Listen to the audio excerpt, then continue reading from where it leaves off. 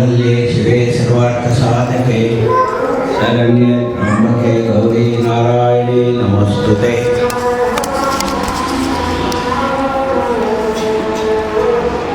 ಇಲ್ಲಿ ಸೇರಿರ್ತಕ್ಕಂಥ ಎಲ್ಲ ಆಸ್ತಿಕ ನನ್ನ ಸಹೋದರ ಸಹೋದರಿಯರಿಗೆ ನನ್ನ ಮನಪೂರ್ವಕ ನಮಸ್ಕಾರಗಳನ್ನು ಸಲ್ಲಿಸುತ್ತಾ ಒಂದೆರಡು ಮಾತನ್ನ ಹೇಳೋದಕ್ಕೆ ಬಯಸ್ತಾ ಇದ್ದೇನೆ.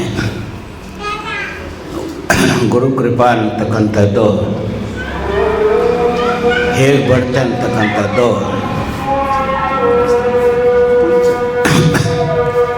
ಭಗವಾನ್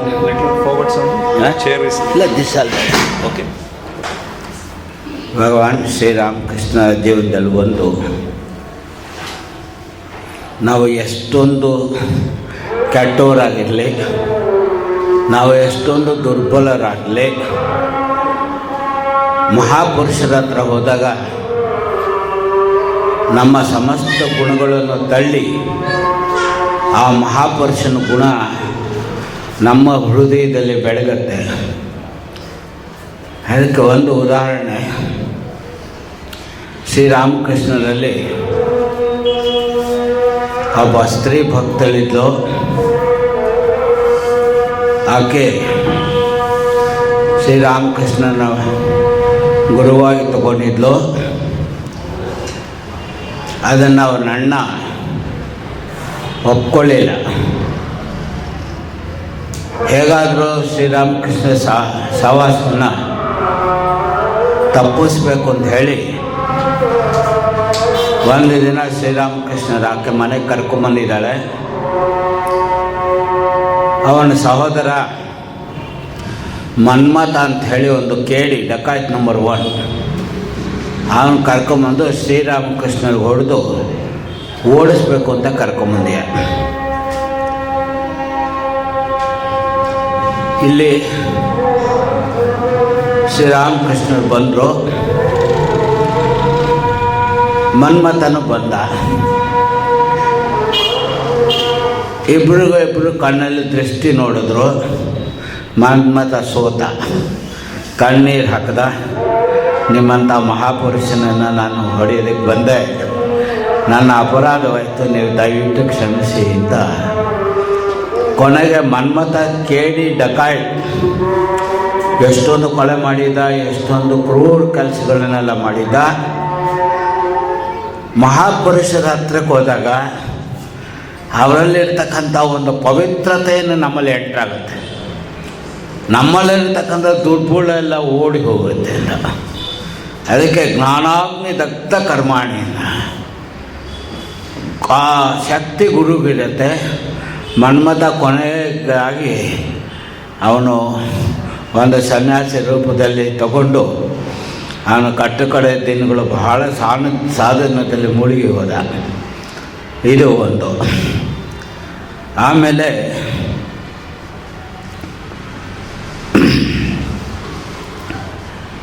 ಮಹಾಪುರುಷರನ್ನು ಎಷ್ಟೋ ಸರಿ ನಾವು ಪರೀಕ್ಷೆ ಮಾಡೋದಕ್ಕೆ ಹೋಗ್ತೀವಿ, ಆದರೆ ಆ ಪರೀಕ್ಷೆಯಲ್ಲಿ ನಾವು ಸೋಲ್ತೀವಿ. ಮಹಾಪುರುಷರು ಯಾವಾಗಲೂ ಸೋಲೋದಿಲ್ಲ. ಒಂದು ಸರಿ ಚೈತನ್ಯ ಮಹಾಪ್ರಭು ಶಿಷ್ಯನ ಅದ್ವೈತ ಗೋಸ್ವಾಮಿ ನಿತೈ ಗೌರ್ ನಿತೈ ಇಬ್ಬರೂ ಹಾಡ್ತಾಯಿದ್ರು. ಇಬ್ಬರು ಡಕಾಯ್ತು ಬಂದು ಅವನು ಹಿಡಿದು ಹೊಡೆದ್ಬಿಟ್ರು. ಅವರಿಗೆ ಧಾರಾಕಾರವಾಗಿ ರಕ್ತ ಸುರಿಯಿತು. ಈ ವಿಚಾರ ಮಹಾಪ್ರಭು ಚೈತನ್ಯವರೆಗೂ ಹೋಗಿ ತಲುಪಿತು. ಚೈತನ್ಯ ಪ್ರಭು ಇಬ್ಬರನ್ನ ಹತ್ರ ನೋಡಿದ್ರು. ಯಾತಕ್ಕೆ ಈ ಥರ ಹೀಗೆ ಮಾಡಿದೆ ಅಂತ ಕೇವಲ ಗುರುದೃಷ್ಟಿ ಅವರಿಬ್ಬರೂ ಪೂರ ಜೀವನವೇ ಮಾರ್ಪಾಟಾಗಿ ಹೊರಟೋಯ್ತು ಅಂತ. ಅವರಿಬ್ಬರು ದೊಡ್ಡ ಸನ್ಯಾಸಿಗಳಾದರು. ಇನ್ನೂ ಮುಂದುವರಿಸ್ತಾ ಹೋದರೆ ಸ್ವಾಮಿ ವಿವೇಕಾನಂದರಿಗಿಂತ ಹಿಂದೆ ಗಾಜಿಪುರಲ್ಲಿ ಪ್ರಹರಿ ಬಾಬಾ ಅಂತ ಇದ್ದ ಒಂದು ದೊಡ್ಡ ಸಾಧಕ. ಅವನು ಏನು ಊಟ ಮಾಡ್ತಾ ಇಲ್ವಂತೆ, ಗಾಳಿನಲ್ಲೇ ಕುಡ್ಕೊಂಡು ವರ್ಷಾನುಗಟ್ಟಲೆ ಬದುಕಿದ್ದ ಅಂತ. ಅವನ ಆಶ್ರಮದಲ್ಲೇ ಕಣ್ಣು ಮುಚ್ಕೊಂಡು ಧ್ಯಾನ ಮಾಡ್ತಾಯಿದ್ದಾನೆ.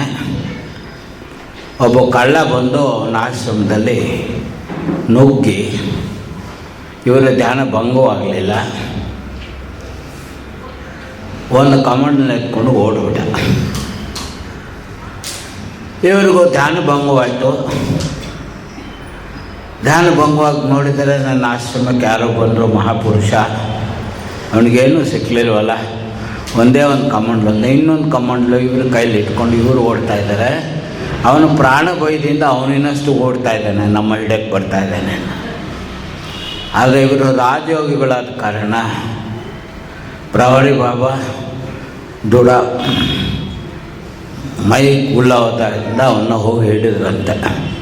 ಅವನು ಪ್ರಾಣದ ಭಯದಿಂದ ಒದೆ ತಿನ್ನೋದಕ್ಕೆ ಹೆದರ್ತಾ ಇದ್ದಾನಂತೆ. ಈ ಮಹಾಪುರುಷರು ಅವನ ಕಾಲ ಮೇಲೆ ಬಿದ್ದು ಹೇಳಿದಂತೆ, ಪ್ರಭು ನನ್ನ ಆಶ್ರಮಕ್ಕೆ ಬಂದು ನಿಂಗೇನು ಸಿಕ್ಕಲಿಲ್ವಲ್ಲೋ, ಇದು ತಗೊಳ್ಳೋ ಕಮಂಡ್ಲು ಅಂತ. ಕಳ್ಳನ ಮನಸ್ಸಿನಲ್ಲಿ ಭೀಕರವಾದ ಒಂದು ಪರಿವರ್ತನೆ ಆಯಿತು.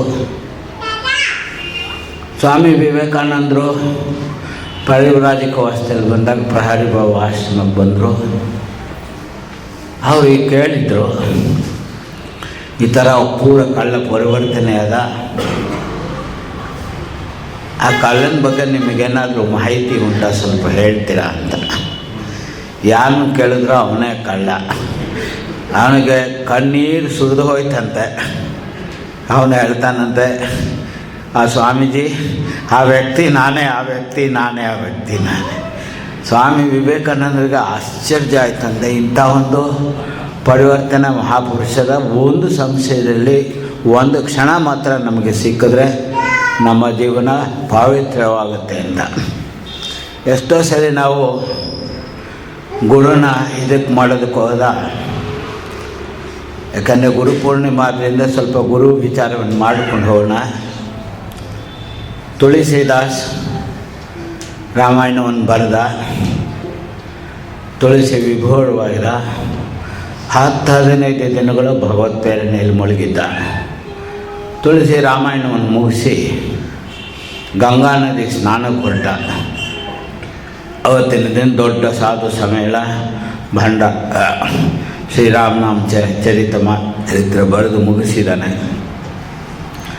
ಆ ಶಿಷ್ಯ ಸಮೇತ ಎಲ್ಲ ಗಂಗಾ ನದಿಗೆ ಹೊರಟ್ರೆ ಆ ಕಡೆ ಇರ್ತಕ್ಕಂಥ ಉತ್ತರ ಪ್ರದೇಶದಲ್ಲಿರ್ತಕ್ಕಂಥ ಒಂದಷ್ಟು ಧರ್ಮದ ಹೆಸರಿನಲ್ಲಿ ಅನ್ಯಾಯ ಅತ್ಯಾಚಾರಗಳು ಮಾಡ್ತಾಯಿದ್ರು.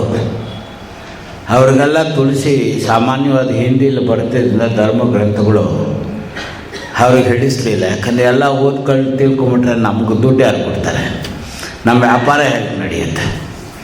ಎಲ್ಲರೂ ಸೇರಿಕೊಂಡು ಇಬ್ಬರು ಗೂಂಡಾಗಳು ತರಿಸಿ ರೌಡಿಗಳನ್ನ ಆ ರಾಮಚರಿತ ಮಾನಸ ಬೆಂಕಿ ಹಾಕ್ಬಿಡು ಅಂತ. ಅದಿದ್ದರೆ ತಾನೇ ನಮಗೆ. ಆ ಇಬ್ಬರು ಗೂಂಡಾಗಳು ಬಂದರು,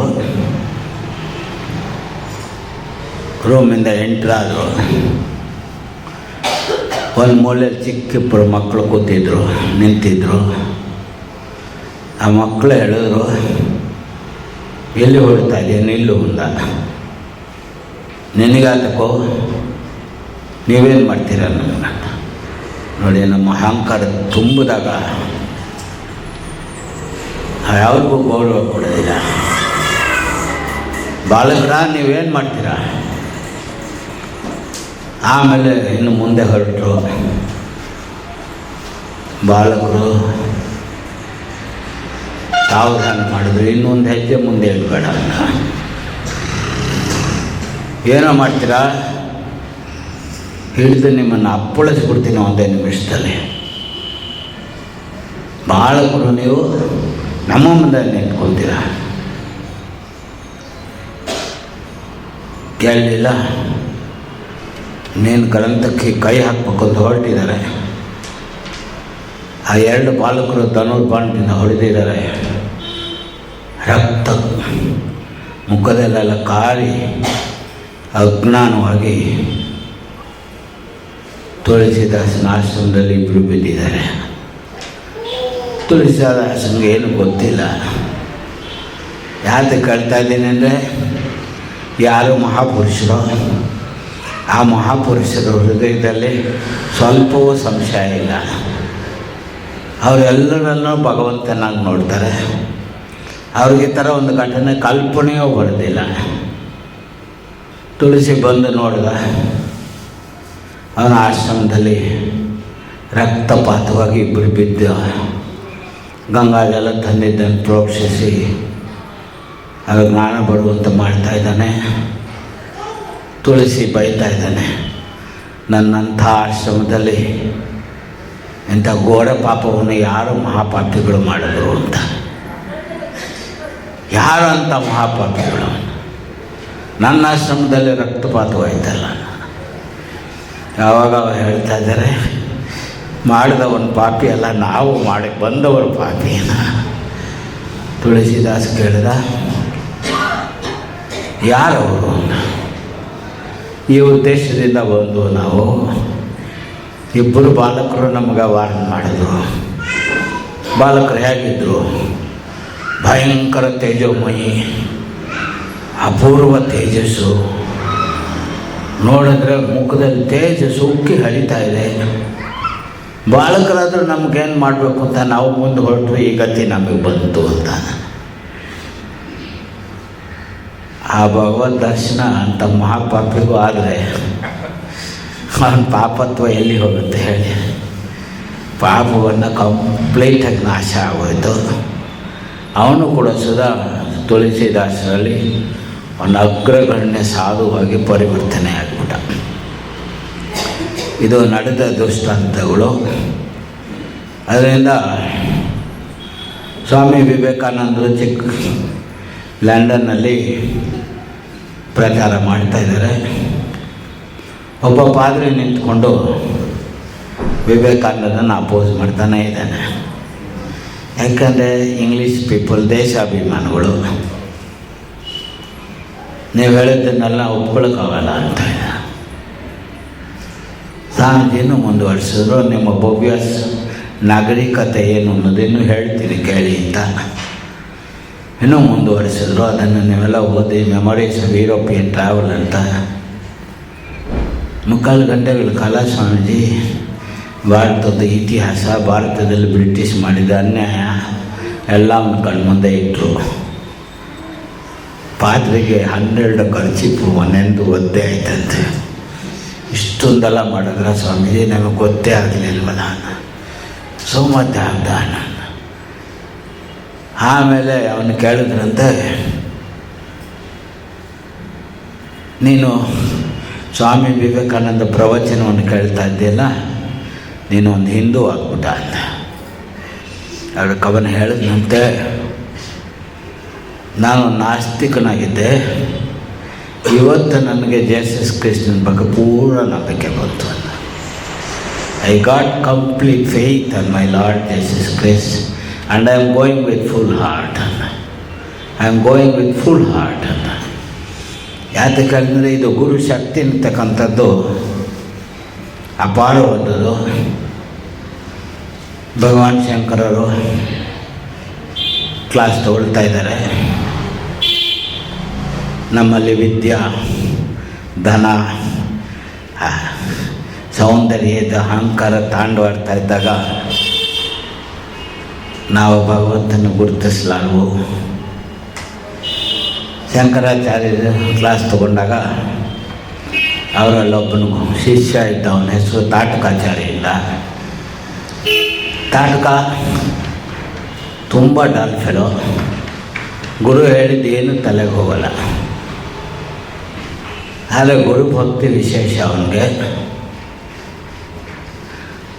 ತಾಟಕ ಗುರುವಿನ ಸೇವೆ ಮಾಡಲಿಕ್ಕೆ ಬಟ್ಟೆ ಹೋದು ಒಣಗಾಕಿ ಹೊರಟಿದ್ದಾನೆ. ಆಚಾರ್ಯ ಕ್ಲಾಸ್ ವಿಳಂಬವಾಗ್ತಾಯಿದೆ. ಮತ್ತೆಲ್ಲ ಶಿಷ್ಯರು ಭಾಳ ಓದಿದವರು, ಪಂಡಿತರು. ಆಚಾರ್ಯರಿಗೆ ಹೇಳಿದ್ರು, ಆಚಾರ್ಯ ನಮ್ಮ ಕ್ಲಾಸ್ ಶುರು ಮಾಡಿ ಇಲ್ಲ. ಆಚಾರ್ಯರು ಹೇಳಿದ್ರು, ತಾಟಕ ಬರಲಿಲ್ಲಲ್ಲ, ಬರಲಿ ಇಲ್ಲ. ಬಂದರೆ ಅವ್ನಿಗೇನು ಅರ್ಥ ಆಗುತ್ತೆ? ಗುರು ಮನಸ್ಸಿನಲ್ಲೇ ಭಾಳ ದುಃಖ ಉಂಟಾಯ್ತಂತೆ. ಗುರು ಮನಸ್ಸಿನಲ್ಲೇ ಆಶೀರ್ವಾದ ಮಾಡಿದಂತೆ. ಬಟ್ಟೆಯಲ್ಲಿ ಹಾಕಿ ಗುರುಗೆ ಸಾಷ್ಟಾಂಗ ನಮಸ್ಕಾರ ಮಾಡಿದಂತೆ. ಅವನ ತಲೆ ಎತ್ತಬೇಕು. ಆಚಾರ್ಯರು ಹೇಳಿದಂತೆ ಇವತ್ತು ತಾಟ್ಕ ಕ್ಲಾಸ್ ತಗೊಳ್ತಾನೆ ನಿಮಗೆ. ಆ ವಿದ್ವತ್ ಸಮ್ಮೇಳನದಲ್ಲಿ ತಾಟ್ಕ ಕ್ಲಾಸ್ ತಗೊಳ್ತಾನೆ ಅಂದರೆ ಏನು ಅರ್ಥ? ಇವ್ರಿಗೆಲ್ಲ ನಗು ಅಂತೆ. ತಾಟ್ಕ ಕ್ಲಾಸ್ ಬಾಯಿ ಹೆಂಗೆ ಬಿಡ್ತಾನೆ ಅಂತ ನಗೋಕ್ಕೂ ಆಗೋಲ್ಲ. ಪರಮಗುರು ಆಚಾರ್ಯರು ನಿಂತು ಕೂತಿದ್ದಾರೆ, ಅವ್ರ ಮುಂದೆ ನಗೋತಾನೆ. ಬಹಳ ಸಂಕಟ ಆಗ್ತಾಯಿದೆ ಅಂತೆ. ನೋಡಿ, ಎಂಥ ಸಂಕಟದಲ್ಲಿ ಸಿಕ್ಕಾಕೊಂತೀವಿ ನಾವು. ಅಹಂಕಾರ ಪಟ್ಟರೆ ನಗೋಕ್ಕೂ ಆಗ್ತಾಯಿಲ್ಲ, ನಿಲ್ಸೋಕ್ಕೂ ಆಗ್ತಾಯಿಲ್ಲ. ಬಹಳ ಸಂಕಟದಲ್ಲಿ ಇದ್ರನ್ನ. ಆವಾಗ ತೋಟಕಾಚಾರಿ ಎದ್ದು ನಿಂತು ಹೇಳಿದಂತೆ, ನೀವು ಯಾರು ಅಂತ ತಿಳ್ಕೊಂಡಿದ್ದೀರೋ ನಮ್ಮ ಶಂಕರನ? ಸಾಧಾರಣ ಮನುಷ್ಯರು ಅಂತ ಇಟ್ಕೊಂಡಿದ್ದೀರೇನೋ? ತೋಟಕ ಮೇಟರಲ್ಲಿ ವಿಲಿತಾಖಿಲ ಶಾಸ್ತ್ರ ಸುಧಾ ಜಲದೆ. ನನ್ನ ಗುರು ಇಡೀ ಬೇರೆ ಶರೀರವನ್ನು ಇಟ್ಕೊಂಡು ಬಂದಿದ್ದಾನೆ. ಹೃದಯ ಕಲೆಯೇ ವಿಮಲಂ ಶರಣಂ ಮಮ ಶಂಕರ ದೇಶಿಕಮೇ ಶರಣಂ. ನಮ್ಮ ಗುರು ಯಾರು ಅಂದ್ಕೊಂಡಿದೆಯೋ ಸಾಕ್ಷಾತ್ ಶಿವ. ಆ ಶಿವನ ಕೃಪೆಯಿಂದ ತೋಟಕ ಮೆಟೀರಿಯಲ್ ಆಲ್ ಸ್ಟ್ಯಾಂಡೇಬಲ್ ಬಂದ್ಬಿಡ್ತಂತೆ. ಅದು ಇವತ್ತು ಕೂಡ ಸಹ ಇದೆ. ತೋಟಕಾಚಾರ್ಯ ರಚಿಸಿದ ಶಂಕರದು ಗುರು ಭಕ್ತಿ ಅಂತಕ್ಕಂಥದ್ದನ್ನು ನಮ್ಮಿದ್ದಾಗ ನಮ್ಮ ಯಾವ ವಿದ್ಯೆ ಕೂಡ ಸಹ ಈ ವಿದ್ಯೆಗಳೆಲ್ಲ ಒಂದು ಅಜ್ಞಾನದ ರಾಶಿ ಅಂತ ಹೇಳ್ತೀವಿ ನಾವು. ಈ ವ್ಯಾವಹಾರಿಕ ವಿದ್ಯೆಯೆಲ್ಲ ಒಂದು ಕೇವಲ ಅನ್ನ ಬಟ್ಟೆ ವಸ್ತ್ರಕ್ಕಾಗಿ ಮಾತ್ರ ಕೆಲಸಕ್ಕೆ ಬರುತ್ತೆ ಹೊರತು ಇದಕ್ಕೆ ಮೇಲೆ ಯಾವುದಕ್ಕೂ ಪ್ರಯೋಜನಕ್ಕೆ ಬರೋದಿಲ್ಲ. ಯಾವುದಕ್ಕೂ ಪ್ರಯೋಜನಕ್ಕೆ ಬರೋದಿಲ್ಲ. ಈ ಭಗವತ್ ಕೃಪಾ ಅನ್ನೋದು ನಮ್ಮ ಮೇಲೆ ಬಿದ್ದರೆ, ಪಳನಿ ಸಂಸ್ಕೃತ್ ದೊಡ್ಡ ಗ್ರಾಮರಿಯನು, ಅವನು ಇದೇ ಥರ ಡಲ್ ಫೆಲೋ. ಸಾಧಾರಣ ಗುರು ಹತ್ರ ಹೋದರೆ ಅದು ಪರಿವರ್ತನೆ ಮಾಡೋದಕ್ಕೆ ಸಾಧ್ಯ ಇಲ್ಲ. ಗುರು ಹೇಳ್ಕೊಡ್ತಾ ಇದ್ದಾನೆ, ಶಿಷ್ಯನ ತಲೆ ಏರ್ತಾನೆ ಇಲ್ಲ. ಗುರು ಹೇಳಿದಂತೆ, ನಾನು ಸೋತೆಪ್ಪ ಶಿಷ್ಯ, ನಿನಗೆ ಬೋಧಿಸೋದಕ್ಕೆ ನನಗೆ ಶಕ್ತಿ ಇಲ್ಲ ಅಂತ. ಶಿಷ್ಯನಿಗೆ ಬಹಳ ದುಃಖ ಆಯ್ತಂತೆ. ಹಾಗಾದ್ರೆ ಏನು ರಸ್ತೆ ಇದೆ? ಹಾಗಾದರೆ ರಸ್ತೆ ಒಂದಿದೆಯೋ? ಅದು ಪರಮಶಿವನನ್ನು ಕುರಿತು ಧ್ಯಾನ ಮಾಡು ನೀನು. ಪರಮಶಿವ ಬಂದು ಹೇಳಿಕೊಟ್ಟಿದ್ದಾದರೆ ನಿನಗೆ ಅದು ಬರುತ್ತೆ ಅಂತ. ಹಾಗಾದರೂ ಬರುತ್ತಾ? ಬರುತ್ತೆ. ಸಾಂಸ್ಕೃತಿಕ ಗಾಮಡ್ ಕಲಿಯೋದಕ್ಕೆ ಪಳನಿ ಕಾಡಿಗೆ ಹೋಗಿ 12 ವರ್ಷಗಳು ಶಿವನ ಪ್ರಾರ್ಥನೆ ಮಾಡಿದಂತೆ.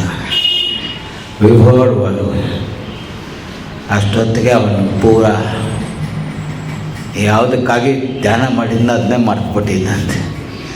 ಭಗವಂತನ ಕೃಪೆಗಾಗಿ ಶಿವನನ್ನು ನೋಡಿದ ಮೇಲೆ ನಮ್ಮ ಎಲ್ಲ ಆಶಾಕಾಂಕ್ಷೆಗಳು ಧ್ವಂಸ ಆಗುತ್ತೆ. ನಾನಾಗ್ದಿ ದರ್ಧ ಕರ್ಮನ ಎಲ್ಲವನ್ನು ನಾಶ ಮಾಡುತ್ತೆ.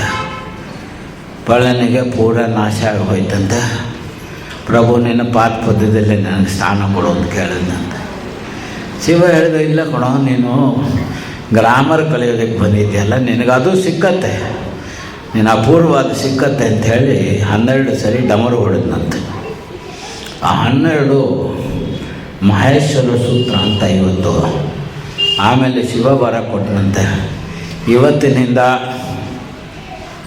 ಸಂಸ್ಕೃತದಲ್ಲಿ ನಿಂದು ಒಂದೇ ಗ್ರಾಮ ನಿಲ್ಲತ್ತೀನಿ, ಯಾವುದೂ ನಿಲ್ಲಲ್ಲ. ಹಿಂದಿಂದ ಅಳಿಸೋಗುತ್ತೆ, ಮುಂದವ್ರು ಯಾರು ಬರೆಯೋಕ್ಕಾಗಲ್ಲ ಅಂತ. ಅಂಥ ಒಂದು ಪಳನಿ ಸೂತ್ರ ಹೇಳಿದ್ರೆ ಸಂಸ್ಕೃತದ ಒಳಗೆ ನಾವು ಪ್ರವೇಶ ಮಾಡೋಕ್ಕಾಗೋದಿಲ್ಲ. ಇವಾಗ ಭಗವದ್ಗೀತೆಯಲ್ಲಿ ಬಂದಾಗ ನಾವು ಯಾಕೆ ಗುರು ಬೇಕು ಅಂದರೆ, ನಾವೆಲ್ಲರೂ ಶಕ್ತಿಶಾಲಿ ಅಂತ ನೆನೆಸ್ಕೊಳ್ತೀವಿ. ಅದು ಪರೀಕ್ಷೆ ಬಂದಾಗ ಮಾತ್ರ ನಾವು ಎಷ್ಟು ಶಕ್ತಿಶಾಲಿಗಳು ಅನ್ನೋದು ಆವಾಗಲೇ ಗೊತ್ತಾಗೋದು. ಯುದ್ಧದಲ್ಲಿ ಎಷ್ಟೊಂದು ಅರ್ಜುನ ಹೋರಾಡಿದ್ದಾನೆ, ಶಕ್ತಿಶಾಲಿ. ಮಹಾಭಾರತ ಯುದ್ಧದಲ್ಲಿ ಕೃಷ್ಣನ ಹೇಳ್ತಾ ಇದ್ದಾನೆ, ಸ್ಥಾಪಮೇ ರಥಂ ಸ್ಥಾಪ ಮಾಡು, ಯಾವುದೇ ಯುದ್ಧ ಕಾಮನ ಅವಸ್ಥಿತ. ಯಾರು ಯುದ್ಧ ಮಾಡೋದಕ್ಕೆ ನಿಂತಿದ್ದಾರೋ, ಯಾರೊಡನೆ ನಾನು ಯುದ್ಧ ಮಾಡಬೇಕು, ಕೃಷ್ಣ ನನ್ನ ರಥವನ್ನು ಹೋಗಿ ಮುಂದೆ ನಿಲ್ಲಿಸು. ನಾನು ಕೃಷ್ಣ ಯುದ್ಧ ಭೂಮಿನಲ್ಲಿ ಯಾರ್ಯಾರು ಕೌರವರ ಕಡೆ ಇರತಕ್ಕಂಥ ಸೈನ್ಯವನ್ನು ಪರಿಚಯ ಮಾಡಿಕೊಳ್ತಾ ರಥವನ್ನು ಓಡಿಸಿ ಬರ್ತಾ ಇದ್ದಾನೆ. ಅರ್ಧದಿಂದ ಮುಕ್ಕಾಲು ರಥ ಓಡಿದೆ. ಅರ್ಜುನನ ಕಣ್ಣಲ್ಲಿ ಧಾರಾಕಾರವಾಗ ಅಷ್ಟು ಪೂರ್ಣ ಆಕುಲೇಕ್ಷಣ, ಕಣ್ಣೀರು ಕೋಡಿ ಹರಿತಾ ಇದೆ.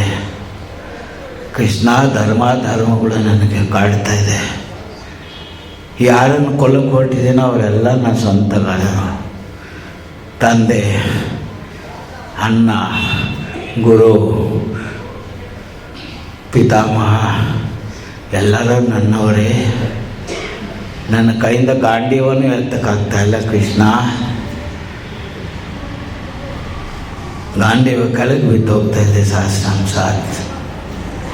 ನನ್ನ ಹೃದಯದ ತ್ಯಾಗ ಪರಿದೆಯುತ್ತೆ. ಚರ್ಮ ಬೆಂಕಿಯಿಂದ ಸುಟ್ಟು ಭಸ್ಮ ಆಗ್ತಾಯಿದೆ. ಕೃಷ್ಣ, ನನ್ನನ್ನು ಉದ್ಧಾರ ಮಾಡೋ ಧರ್ಮಗಳೇನು ಗೊತ್ತಿಲ್ಲ ಅಂತವ. ಅರ್ಜುನ ದುಃಖದಲ್ಲಿ ಮುಳುಗಿ ನಿಂತೋದಂತೆ. ಯಾತಕ್ಕೆಂದರೆ ನಮ್ಮಲ್ಲೂ ಕೂಡ ಇವತ್ತು ಧರ್ಮದ ವಿಚಾರ ಇಲ್ಲದೆ ಇರೋದರಿಂದ,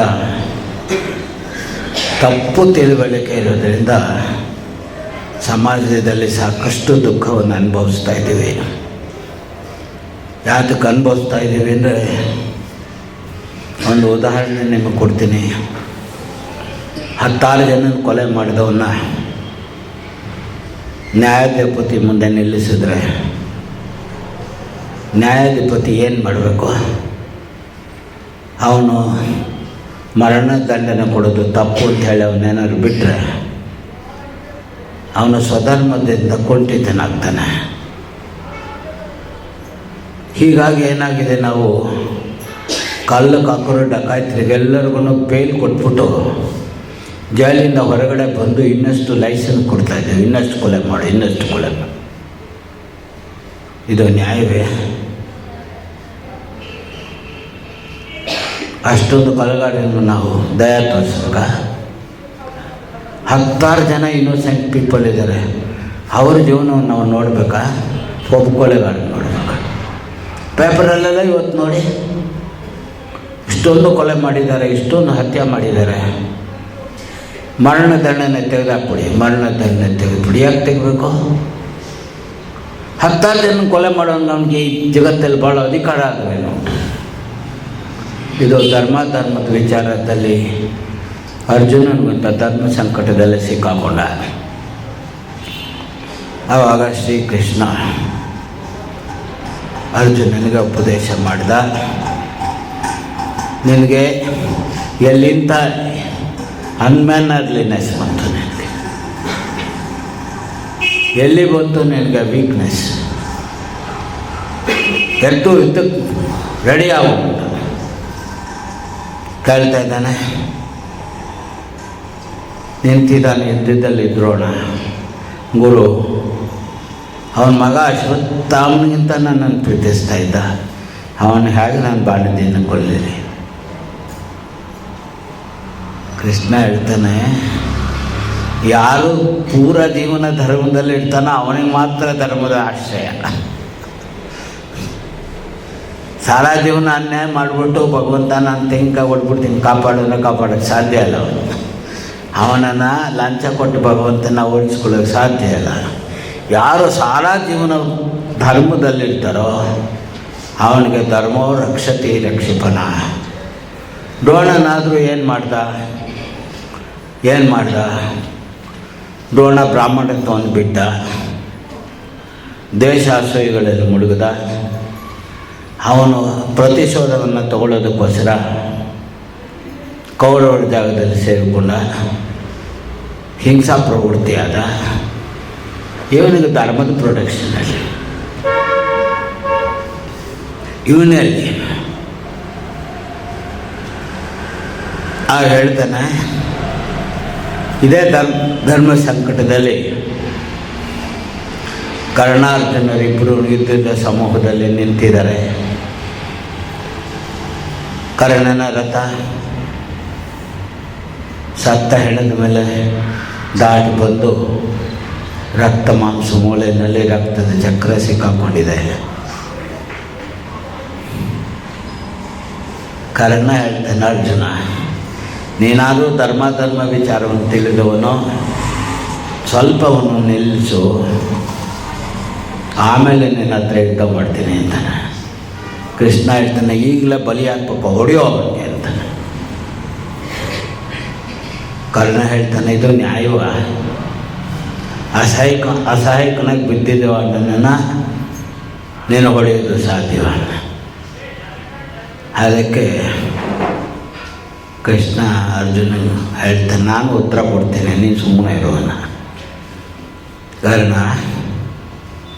ನೀನು ಧರ್ಮದ ಉಪದೇಶ ಕೊಡೋಕ್ಕೆ ಬಂದಲ್ಲ ನಮಗೆ, ನಿನಗೆ ನಾಚಿಕೆ ಆಗಲಿಲ್ವ? ಮೋಸದಿಂದ ದೂತ ಮಾಡಿ ಪಾಂಡವರನ್ನ ಕಳಿಸಿದಲ್ಲ ವನವಾಸಕ್ಕೆ, ಅವಾಗ ನೀನು ಕೂತಿದ್ದಲ್ಲೋ, ಅವಾಗೆಲ್ಲೋಗಿತ್ತು ನಿನ್ನ ಧರ್ಮಧರ್ಮ. ದ್ರೌಪದಿ ಮಾನಭಂಗ ಪ್ರಯತ್ನ ಮಾಡಿದಾಗ ನಿನ್ನೆಲ್ಲೋ ಹೋಗಿತ್ತು ಧರ್ಮ. ಒಬ್ಬ ನಾರಿ ಅಂಗಾಲಾಚಿ ನಿನ್ನನ್ನು ಬೇಡ್ಕೊಡ್ಲಿಲ್ಲ, ಅವತ್ತಾದರೂ ನಿಂದು ಎಲ್ಲಿ ಹೋಗಿತ್ತು? ವ್ಯಾಲ್ವರ್ ಇವತ್ತು ಧರ್ಮ ವೆಂಟ್. ಒಬ್ಬ ಮಹಾರಥಿ ಯುದ್ಧ ಮಾಡಬೇಕು, ಒಬ್ಬ ರಥಿ ಅಂತ ನಾವು ಮಾಡಿದ್ವು. 6 ಜನ ಮಹಾರಥಿಗಳು ಸೇರಿಕೊಂಡು ಅಭಿಮನ್ಯನ ಕೈ ಕತ್ತಿಸೋಣ ಕೊಂದಾಕ್ಬಿಟ್ರಲ್ಲೋ, ಅವತ್ತೆಲ್ಲ ಹೋಗಿತ್ತು ನಿನ್ನ ಧರ್ಮ? ಅವತ್ತೆಲ್ಲೋಗಿತ್ತು ಧರ್ಮ? ಇವತ್ತು ವಿಪತ್ತಿಗೆ ಬಿದ್ದಿದೆಯಲ್ಲೋ, ವಿಪತ್ತಿನಲ್ಲಿ ನಿನಗೆ ಭಗವಂತ ಕಾಪಾಡ್ತಾನೆ. ಅದೇ ಧರ್ಮ ನೀನು ಸಾಯಬೇಕು, ಸಾಯಿ ಅಂತ. ಅದರಿಂದ ಧರ್ಮಗಳ ವಿಚಾರ ಬಂದಾಗ ಶ್ರೀಕೃಷ್ಣ ಹೇಳ್ತಾನೆ, ನಮ್ಮಲ್ಲಿ ವರ್ಣಾಶ್ರಮಗಳು ಉಂಟು. ಜಾತಿ ಅಂತ ಹೇಳ್ತೀವಲ್ಲ, ಅದು ಜಾತಿ ಅಂತ ತಪ್ಪಿಲ್ಲ. ಆದರೆ ಜಾತಿ ಅಂದರೆ ಏನು ಹೇಳ್ತಾರೆ? ಬ್ರಾಹ್ಮಣ ಅಂದರೆ ನಮಗಿವತ್ತು ಸಾಕಷ್ಟು ಹೆಡ್ಡು, ಸಾಕಷ್ಟು ಅಸೂಯೆಗಳು ತುಂಬ್ತಾ ಇದೆ. ಕಾರಣ ಅದಲ್ಲ, ಜನ್ಮಗತ ಯಾರು ಬ್ರಾಹ್ಮಣನಲ್ಲ. ಆಚಾರ್ಯ ಶಂಕರರು ಹೇಳ್ತಾರೆ, ಜನ್ಮನಾಂ ಶೂದ್ರ, ಜನ್ಮದಲ್ಲಿ ಎಲ್ಲರೂ ನಾವು ಶೂದ್ರರೇ. ಸಂಸ್ಕಾರ ತ್ಯಜ ಇತಿ ಉಚ್ಯತೆ. ತಪಸ್ಯ ಆರ್ಜವ ಸಂಪಾದಿಸಿ ಶ್ರೇಷ್ಠ ಗುಣವನ್ನು ಯಾರು ಹೊಂದುತ್ತಾನೋ ಅವನು ಯಾವ ಜಾತಿಯಲ್ಲಿ ಹುಟ್ಟಿದ್ರೂ ಅವನು ಬ್ರಾಹ್ಮಣನಾಗ್ತಾನೆ. ಅವನ ಬ್ರಾಹ್ಮಣ, ಅವನದೇನು ಕ್ವಾಲಿಫಿಕೇಷನು? ಬ್ರಾಹ್ಮಣ ಯಾವುದನ್ನು ಸಂಚಯ ಮಾಡೋಂಗಿಲ್ಲ, ಆಸ್ತಿ ಇಟ್ಕೊಳ್ಳೋಂಗಿಲ್ಲ, ತನಗಾಗಿ ಮಾಡಿಕೊಳ್ಳೋದು ಯಾವುದೂ ಇಲ್ಲ. ಅವನ ಪೂರ ಜೀವನ ಆಧ್ಯಾತ್ಮಿಕ ಸಂಪತ್ತನ್ನು ಸಂಪಾದಿಸಿ ಶಿಷ್ಯರಿಗೆ ವಂಚನೆ ಇಲ್ಲದೆ ಹರಡಬೇಕು. ಅವನೇ ಶ್ರೇಷ್ಠ ಬ್ರಾಹ್ಮಣ. ಅದು ಗುಣವತ್. ಆ ಗುಣದಿಂದ ಬ್ರಾಹ್ಮಣ, ಆಮೇಲೆ ಕ್ಷತ್ರಿಯ. ನಾವೆಲ್ಲರೂ ಗೊತ್ತು, ಕ್ಷತ್ರಿಯ ರಾಜನಾದವನು, ರಾಜಧರ್ಮ ಇದೆ. ರಾಜನಾದವನು ದುಷ್ಟನ್ನು ಶಿಕ್ಷೆ ಮಾಡಬೇಕು, ಶಿಸ್ತನ್ನು ಕಾಪಾಡಬೇಕು, ಮತ್ತೆಲ್ಲ ಶ್ರಮಗಳನ್ನು ಅವನು ಕಾಪಾಡಬೇಕು. ಅವನು ತನ್ನ ಪ್ರಾಣವನ್ನಾದರೂ ಕೊಟ್ಟು ಪ್ರಜೆಗಳನ್ನು ಕಾಪಾಡಬೇಕು. ಅದು ಕ್ಷತ್ರಿಯ. ಅವನಿಗಾಗಿ ಯಾವುದೂ ಇಟ್ಕೊಳ್ಳೋಗಿಲ್ಲ. ಆಮೇಲೆ ವಯಸ್ಸರು, ಯಾರು ಬಿಸ್ನೆಸ್ ಮ್ಯಾನು, ಈ ದೇಶದ ಸಂಪತ್ತಿಯನ್ನು ವೃದ್ಧಿ ಮಾಡ್ತಕ್ಕಂಥವರು, ಅವರು ಸಂಪತ್ತಿನ ವೃದ್ಧಿ ಮಾಡ್ತಾನೆ ಅವರು ಭಿಕ್ಷಾನ ಹೊರಟ್ರೆ ದೇಶದ ಅವಸ್ಥೆ ಏನಾಗುತ್ತೆ ಯೋಚನೆ ಮಾಡಿ. ಏನಾಗುತ್ತೆ? ಅವರು ಸಮಾಜದಕ್ಕೆ ಸಂಪತ್ತು ಆರ್ಥಿಕವನ್ನು ವೃದ್ಧಿ ಮಾಡಬೇಕು. ಅವರಲ್ಲಿ ವೃದ್ಧಿ ಮಾಡುವಾಗಲೂ ಕೂಡ ಸುಧಾ ಬೇಸಿಸ್ ಧರ್ಮ ಇಟ್ಕೋಬೇಕು, ನಾಟ್ ಕಟ್ರೋಟ್ ಬಿಸ್ನೆಸ್. ನಿನ್ನಲ್ಲಿ 1 ರೂಪಾಯಿಗೆ 10 ನಯ% ನೀನು ಪ್ರಾಫಿಟ್ ತಗೊಳ್ಳೋದು ನಿನಗೆ ಅಧಿಕಾರ ಉಂಟು, ಇಲ್ಲೇನು ಯಾಕೆ ಬದುಕ್ತೀಯ? ಆದರೆ ಕಲಬೆರಕೆ ಮಾಡಿ ಎಣ್ಣೆಯಲ್ಲಿ ಮಿಷನ್ ಆಯಿಲ್ ಮಿಕ್ಸ್ ಮಾಡಿ ಮರಾಡಿ 10,000 ಜನಗಳು ಸತ್ತು ಅಂತ ಪೇಪರಲ್ಲಿ ಓದಿದ್ದೀರ. ಇದು ವೈಶ್ಯವೃತ್ತಿ ಅಲ್ಲ, ಇದು ಅಧರ್ಮ, ಇದು ಅಧರ್ಮ. ಅವನು ಕಷ್ಟಪಟ್ಟು ಅದರಲ್ಲಿ ಲಾಭವನ್ನು ಪಡಿತಕ್ಕಂಥದ್ದು ತಪ್ಪಿಲ್ಲ, ವೈಶ್ಯವೃತ್ತಿ. ಯಾಕಂದರೆ is the creator of wealth. ಅವನಿಗೆ ದಾನ ಧರ್ಮಗಳು ಮಾಡಬೇಕು, ಯಾಕಂದರೆ ಅವನಿಗೆ ಕ್ರಿಯೇಟ್ಸ್ ದಿ ವೆಲ್ತ್. ಆಮೇಲೆ ನೆಕ್ಸ್ಟ್ ಶೂದ್ರ ಅಂತಕ್ಕಂಥದ್ದು ನಾವು ಲೇಬರ್ ಮಾಡ್ತಾಯಿದ್ರೆ ಹೇಗಾಗುತ್ತೆ? ಸೊ ಎಲ್ಲ ಶ್ರಮಗಳು ಕೂಡ ಸುಧಾ ಜಾತಿಯಿಂದ ಆಗಲಿಲ್ಲ. ಯಾರು ಶ್ರೇಷ್ಠ ಗುಣಗಳನ್ನು ಹೊಂದಿದನೋ ಅವನೇ ಬ್ರಾಹ್ಮಣನಾಗ್ತಾನೆ. ಬ್ರಾಹ್ಮಣ ಬಿಸ್ನೆಸ್ ಮಾಡಿದರೆ ವೈಶ್ಯ ಆಗ್ತಾನೆ. ಅವನೇ ಕೈಗಾರಿಕೆಗಳು ಇತ್ಯಾದಿಗಳು ಮಾಡಿದರೆ ಅವನೇ ಶೂದ್ರನಾಗ್ತಾನೆ.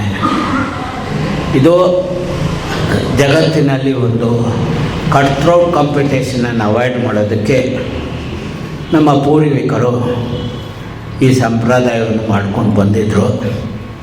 ಆದರೆ ಹುಟ್ಟು ಜನ್ಮದಲ್ಲಿ ಮಾತ್ರ ಬ್ರಾಹ್ಮಣನಾಗ್ಬಿಡ್ತಾನೆ ಅಂತ ತಪ್ಕೊಳ್ಳಿಲ್ಲ. ಯಾಕಂದರೆ ನಮ್ಮ ಉಪನಿಷತ್ತಲ್ಲಿ ಹೇಳ್ತಾ ಇದ್ದಾರೆ, ಇದಕ್ಕೆ ಆಚಾರ್ಯರು ಭಾಳ ಸುಂದರವಾದ ಕಾಮೆಂಟ್ರಿ ಬರೆದಿದ್ದಾರೆ. ಸತ್ಯಕಾಮ ಗುರು ಹತ್ರ ಹೋಗಿದ್ದಾನೆ.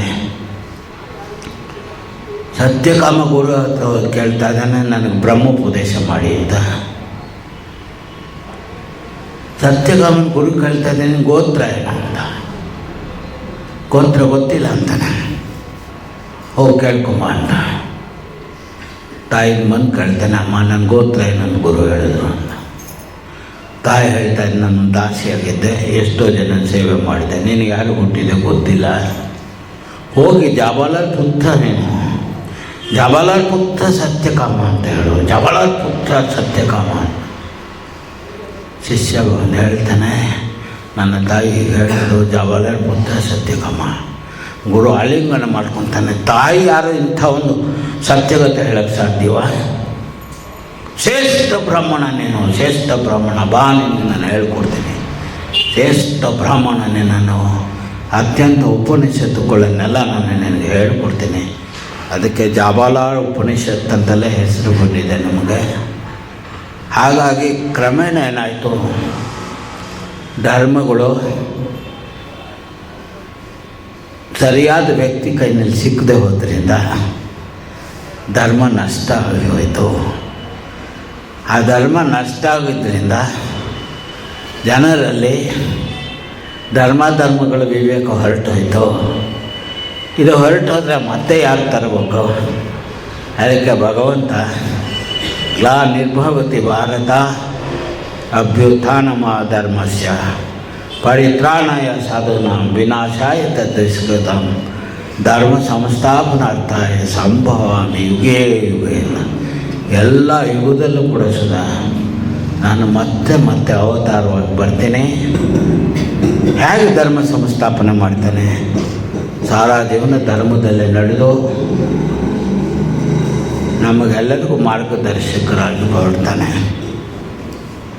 ಶ್ರೀರಾಮಕೃಷ್ಣ ಅವತಾರದಲ್ಲಿ ಒಂದು ಹೇಳೋದಾದರೆ, ಶ್ರೀರಾಮಕೃಷ್ಣ ಇನ್ನೂ ಆಗಿಲ್ಲ, ಗದಾಧರ್ ಅವನಿಗೆ ಯಜ್ಞೋಪವೀತವನ್ನು ಮಾಡ್ತಾಯಿದ್ದಾರೆ. ಯಜ್ಞೋಪವೀತವನ್ನು ಮಾಡೋದಕ್ಕೆ ಮುಂಚೆ ಆ ಊರಿನಲ್ಲಿ ಒಬ್ಬರು ಬ್ಲಾಕ್ ಸ್ಮಿತ್ ಹೆಂಗಸು ಮಕ್ಕಳಿಲ್ಲದೆ ಬಂಜೆಯಾಗಿ ಬಹಳ ದುಃಖದಿಂದ ನರಳ್ತಾ ಇದ್ದರು. ಅವಳು ಗದಾಧರನ್ನು ಬಂದು ಕೇಳಿಕೊಂಡ್ಳು, ಗದಾಧರ್ ನೀನು ಉಪನಯನ ಆದಾಗ ಭಿಕ್ಷೆ ಮೊದಲು ನನ್ನಿಂದ ತಾಯಿ ಅಂತ ತಗೋ ಅಂತ. ನನ್ನ ಬಂಜೆತನ ಹೊರಟು ಹೋಗುತ್ತೆ. ಶ್ರೀರಾಮ ಅದಾದರೂ ಮಾತು ಕೊಟ್ಟ, ಉಪನಯನ ನಡೀತು. ಆದರೆ ಉಪನಯನ ನಡೆದ ಮೇಲೆ ಮೊದಲನೇ ಭಿಕ್ಷೆ ಅವನ ಹೆತ್ತ ತಾಯಿಯಿಂದ ತಗೋಬೇಕು ಅಂತ ಬೆಲ್ಬಾಲಲ್ಲಿ ಪ್ರತೀತಿ. ಶ್ರೀರಾಮ ಗದಾಧರ ಹೊರಟ ಧನಿಕಾಮಣ್ಣನ ಹತ್ರ ಭಿಕ್ಷೆ ಬೇಡೋದಕ್ಕೆ ಯಾರೂ ಒಪ್ಪಲಿಲ್ಲ. ಅವ್ರ ಅಣ್ಣನೇ ರಾಮ್ಕುಮಾರ್ ದೊಡ್ಡ ಟೌಲ್ ಇಟ್ಟಿದ್ದ, ಅಸಾಧಾರಣ ಪಂಡಿತವನು, ಸಂಸ್ಕೃತ ವ್ಯಾಕರಣಗಳನ್ನು ಓದಿದವನು. ಅವನೇ ಎಷ್ಟೋ ಹೇಳಿದ, ಆಗಲಿಲ್ಲ. ಗದಾಧರ ಒಪ್ಪಲಿಲ್ಲ.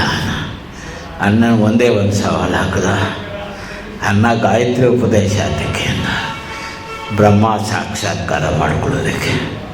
ಹಾಗಾದರೆ ಸುಳ್ಳು ಹೇಳಿದರೆ ಬ್ರಹ್ಮ ಸಾಕ್ಷಾತ್ಕಾರ ಆಗುತ್ತಾ? ವಚನ ಭ್ರಷ್ಟನಿಗಾಗತ್ತಾ?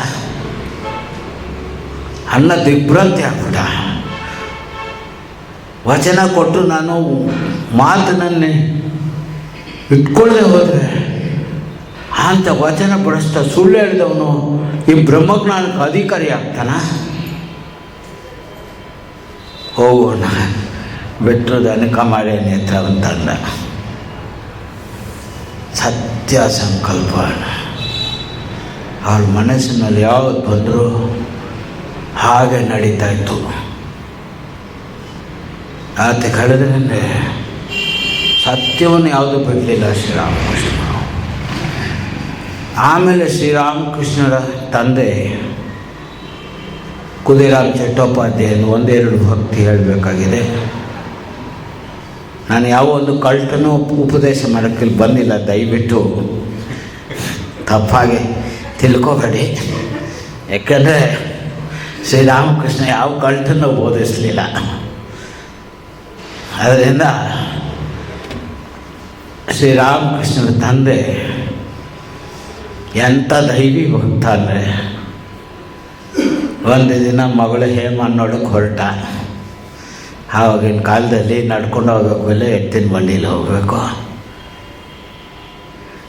ಒಂದು 70-80 ಕಿಲೋಮೀಟರ್ ಅವನು ಊರಿಂದ ನಡೆದು ಬರಬೇಕು. 30-40 ಕಿಲೋಮೀಟರ್ ಕಲ್ಕತ್ತಾ. ಸೂರ್ಯನ ಪ್ರವಾಹ ಸಾಕಷ್ಟು ಉಂಟು. ಸುಸ್ತಾಗಿ ಒಂದು ಮರದ ಕೆಳಗೆ ಕೂತಿದ್ದಾನೆ. ಮರದ ಕೆಳಗೆ ಸ್ವಲ್ಪ ಸುಧಾರಿಸ್ಕೊತಾ ಇದ್ದಾನೆ. ತಲೆ ಎತ್ತಿ ನೋಡಿದಂತೆ ಅದೊಂದು ಬಿಲ್ವ ವೃಕ್ಷವಾಯಿತಂತೆ. ಆ ಬಿಲ್ವ ವೃಕ್ಷವನ್ನು ನೋಡಿ ಮನಸ್ಸಿನಲ್ಲಿ ಎಂಥ ಸಂತೋಷ ಆಯ್ತಂತೆ. ಆಹಾ, ಇದು ಎಂಥ ಒಂದು ಭಗವಂತನ ಆರಾಧನೆ ಮಾಡೋದಕ್ಕೆ ಎಂಥ ಒಂದು ಚಿಗುರೆಲೆ ಸಿಕ್ತಲ್ಲ, ಬಿಡಿಸ್ಕೊಂಡಂತೆ ವಾಪಸ್ ಕಮ್ಮರಕ್ಕೆ ಹೋಗ್ಕೊಂಡು 40 ಕಿಲೋಮೀಟ್ರ್ ವಾಪಸ್ ಬಂದ. ಸ್ನಾನಾದಿಗಳು ಮಾಡಿ ವಿಷ್ಣುನ ಆರಾಧನೆ ಮಾಡಿದಂತೆ. ಎಲ್ಲ ಆರಾಧನೆ ಮಾಡಿ ಭೋಗವಿಲ್ಲ ಅಲ್ಲ ಆದಮೇಲೆ ಚಂದ್ರಮಣಿ ದೇವನ ಕಲಿತೆ. ಏನು ಮೈ ಸರಿಯಾಗಲಿಲ್ವ, ಹೇಮಕ್ಕೆ ನೋಡೋಕೆ ಹೋಗಿದ್ದಲ್ಲ, ಯಾಕೋ ವಾಪಸ್ ಬಂದರೆ ಹೇಮಕ್ಕೆ ನೋಡೋಕೆ ಹೊರಟಿದ್ದಲ್ಲ. ಮರ್ತೇ ಹೋಗ್ಬಿಟ್ಟ ಮಕ್ಕಳು. ನೋಡಿ, ಇದೆ ಭಗವಂತನಿಗಾಗಿ ತನ್ಮಯವಾಗೋದು. ಇವ್ರ ಜೀವನದಲ್ಲಿ ಮತ್ತೊಂದು ಘಟನೆ ನೀವೆಲ್ಲ ಕೇಳ್ತಕ್ಕಂಥದ್ದು ಒಂದು ಪ್ರಶ್ನೆಗೆ ಅದು ಉತ್ತರ. ಸ್ವಾಮೀಜಿ, ನೀವಾದರೂ ಸಾಧು ಸಂತರು, ನೀವು ಸತ್ಯವನ್ನು ಹೇಳಿದ್ರೆ ನಿಮ್ಮ ಮಕ್ಕಳಿಲ್ಲ, ಮಳಿ ಇಲ್ಲ, ಹೋದ್ರೆ ಒಂದು ಮಠ ಹೋದ್ರೆ ಹೋಯ್ತು ಅಷ್ಟೇ. ಭಕ್ತರಿದ್ದಾರೆ, ಎಲ್ಲರೂ ಭಿಕ್ಷೆ ಕೊಡ್ತಾರೆ, ನಾವೇ ಹೋಗೋದು. ನಾವು ಕೆಲಸ ಮಾಡಿದ ಜಾಗದಲ್ಲಿ ಸುಳ್ಳು ಹೇಳಬೇಕಾಗುತ್ತೆ. ಇದೋ ಪ್ರಶ್ನೆ ಕಾಡ್ತಾ ಇರುತ್ತೆ ನಾನು. ಅದಕ್ಕೆ ಉತ್ತರ ಖುದಿರಾಮ್ ಚಟ್ಟೋಪಾಧ್ಯಾಯ ಡೇರಿ ಗ್ರಾಮದಲ್ಲಿ ವಾಸ ಮಾಡ್ತಾ ಇದ್ದಾನೆ. ನಿಷ್ಠಾವಾದ ಬ್ರಾಹ್ಮಣ. 65 ಎಕರೆ ಜಮೀನು ಇತ್ತಂತ ಪೂರ್ವಿಕರು. ಆ ಡೇರಿ ಗ್ರಾಮದಲ್ಲಿ ರಮಾನಂದ ರಾಯ್ ಅಂತ ಇದ್ದ. ಆ ರಮಾನಂದ ರಾಯ್ ಒಬ್ಬನಿಗೆ ಸಾಲ ಕೊಟ್ಟಿದ್ದ. ಅವನೇನು ಮಾಡಿ ಸಾಲ ಕೊಡಲಿಲ್ಲ ಅಂಥೇಳಿ ಬಡ್ಡಿ ಸಮೇತ ಆ ಕ್ಲೈಂಟ್ ಮೇಲೆ ಕೇಸ್ ಹಾಕಿದ. ಮಾಡಿದಾಗ ಅವನಿಗೊಂದು ದುರ್ಬುದ್ಧಿ ಬಂತು. ಇದಕ್ಕೆ ಸಾಕ್ಷಿ ಯಾರು ಇಡಬೇಕಲ್ಲ. ಜಡ್ಜಿ ಯಾರು ಒಪ್ಕೊಳ್ತಕ್ಕಂಥ ಒಬ್ಬನು ಯಾರಂತ ಹುಡುಕಿದ್ರೆ ಇವನು ಖುದಿರಾಮ್ ಚಟ್ಟೋಪಾಧ್ಯಾಯ. ಇವನು ಸತ್ಯನಿಷ್ಠವನು, ಸುಳ್ಳೇ ಹೇಳ್ತಾ ಇರ್ತಕ್ಕಂಥವನು. ಹಾಗಾದ್ರೆ ಇವನು ಜಡ್ಜ್ ಮುಂದೆ ನಿಲ್ಲಿಸ್ಬಿಟ್ರೆ ನನ್ನ ಕೇಸ್ ಗೆದ್ದು ಬಿಡುತ್ತಲ್ಲ. ಅವನು ಒಪ್ಕೊಳ್ಳೋಣ, ಒಪ್ಪಲಿಲ್ಲ. 10-11 ಗಂಟೆನಲ್ಲಿ ಯೋಚನೆ ಮಾಡ್ದ. ತುಂಬಿದ ಸಂಸಾರ, 10-12 ಜನ ಮಕ್ಕಳು, ಸ್ತ್ರೀ. ಹೇಗಾದರೂ ನನ್ನ ಮುಂದೆ ನಿಲ್ಲಿಸ್ಬಿಡ್ತಾನೆ, ಹೇಗಾದ್ರು ಮಾಡಿ ಸುಳ್ಳು ಹೇಳಿಸ್ಬಿಟ್ರೆ ನನ್ನ ಕೈನಲ್ಲಿ ನಾನು ಮಾಡಿದ ತಪಸ್ಸೆಲ್ಲ ಹೊರಟೋಗುತ್ತಲ್ಲ ಅಂಥೇಳಿ. ಯಾರು ಯೋಚನೆ ಮಾಡ್ತೀರ ನೀವು? ಎತ್ತಿನ ಬಂಡಿನಲ್ಲಿ ಸಾಮಾನೆಲ್ಲ ಎತ್ಕೊಂಡು ಊರೇ ಬಿಟ್ಟು ಹೊರಡೋದು. ಈಗಿರ್ತಕ್ಕಂಥ ಕಮಲ್ಪುರ ಗ್ರಾಮದಲ್ಲಿ ನಾವು ಹೇಳ್ತೀವಲ್ಲ, ಸನ್ಯಾಸಿ ಮರದ ಕೆಳಗಿರಬೇಕು ಅಂತ. ಒಂದು ಮರದ ಕೆಳಗೆ ಆಶ್ರಯ ತಗೊಂಡ ಅವನ ಸಂಸಾರಿ. ಅಲ್ಲಿಂದ ಕಮಲ್ಪುರ ಗ್ರಾಮದಲ್ಲಿರ್ತಕ್ಕಂಥ ಒಂದು ಶ್ರೇಷ್ಠ ವ್ಯಕ್ತಿ ಓಡಿ ಬಂದ. ಕುದಿರಾಮ್, ನಿಂತ ದುರ್ಗತಿ ಬಂತೇನೋ, ಬಾ, ನನಗೆ 2 ಮನೆ ಇದೆ ಕೊಡು, ನಿಂಗೊಂದು ಮನೆ ಕೊಡ್ತೀನಿ, ವಾಸ ಮಾಡುವಂತ. ಭಗವಂತ ನೋಡ್ಕೊಳ್ತಾನೆ. ಭಗವಂತ ತನ್ನ ಭಕ್ತರನ್ನು ಯಾವಾಗಲೂ ಅವನು ಬಿಡೋದಿಲ್ಲ. ಸತ್ಯವನ್ನು ಕುದಿರಾಮ್ ಯಾವಾಗಲೂ ಬಿಡಲಿಲ್ಲ. ಅದಕ್ಕೆ ಶ್ರೇಷ್ಠ ಬ್ರಾಹ್ಮಣ ಅಂತೇಳಿ ಸತ್ಯವನ್ನು ಬಿಡಲೇ ಇಲ್ಲ ಅಂತ ಒಂದಿದೆಲ್ಲ ಟ್ರಯಲಿಂಗ್ ಆಫ್ ದಾರಿದ್ರ ಬ್ರಾಹ್ಮಣ. ಒಂದು ದಿನ ಬಂದು ಹೇಳ್ತಾರೆ, ಚಂದಮನೆ, ಮನೆಯಲ್ಲಿ ಏನೂ ಇಲ್ವಲ್ಲ. ನೀವೆಲ್ಲ ಹೇಳ್ತೀರಿ ಮನೆಯವ್ರ ಗಂಡನಿಗೆ, ಏನು ಶಿವನ ಸಂಸಾರ ಮಾಡಿಬಿಟ್ರಲ್ಲ, ಎಲ್ಲಿದೆ ಇವಾಗ, ಏನೂ ಇಲ್ವಲ್ಲ. ಶಿವ ಮಶಾನ ವಾಸ ದಿಗಂಬರ. ಹೀಗೆ ಮನೇಲಿ ಮಾಡಿದರೆ ನಾವು ಯಾಕೆ ಬದುಕೋದಿಲ್ಲ, ಹೋಗಿ ಸಾಮಾನು ತಗೊಬಣಿ ಅಂತ ಚಂದಮಣಿ ಬಂದು ಹೇಳಿದಂದೆ, ಮನೆಯಲ್ಲಿ ಏನೂ ಇಲ್ವಲ್ಲ ಇವತ್ತು. ಅದಕ್ಕೆ ಅವನೇನು ಹೇಳ್ದ, ಕುದಿರಾಮ್ ಹೇಳಿದಂತೆ, ನಮ್ಮ ಅಧಿಷ್ಠಾನ ದೇವತೆ ವಿಷ್ಣು, ಅವನೇ ಉಪವಾಸ ಇದ್ದರೆ ನಾನು ನೀನೇನು ಅಂತ ಹಾಗೆ ಕೂತಿದ್ದಾನೆ. ಆ ಸಮಯಕ್ಕೆ ಸರಿಯಾಗಿ ಬಂತು. ಇದು ಸಾಧ್ಯ. ರಾಮಕೃಷ್ಣ ಮಠದಲ್ಲಿ ಶಾರದಾ ದೇವಿ ಜಯಂತಿನ ಆಚರಣೆ ಮಾಡ್ತಾಯಿದ್ದಾರೆ ಮಡ್ರಾಸ್ ಮಠದಲ್ಲಿ. ಆವಾಗ ಮಠ ಇನ್ನೂ ಯಾರಿಗೂ ಹೆಚ್ಚು ಜನಕ್ಕೆ ಪರಿಚಯ ಇಲ್ಲ. ಒಂದು 600-700 ಜನಕ್ಕೆ ಆಹ್ವಾನ ಕೊಟ್ಟಿದ್ದಾರೆ. 11 ಗಂಟೆ ಆಯಿತು, ಭಂಡಾರದಲ್ಲಿ ಏನೂ ಇಲ್ಲ.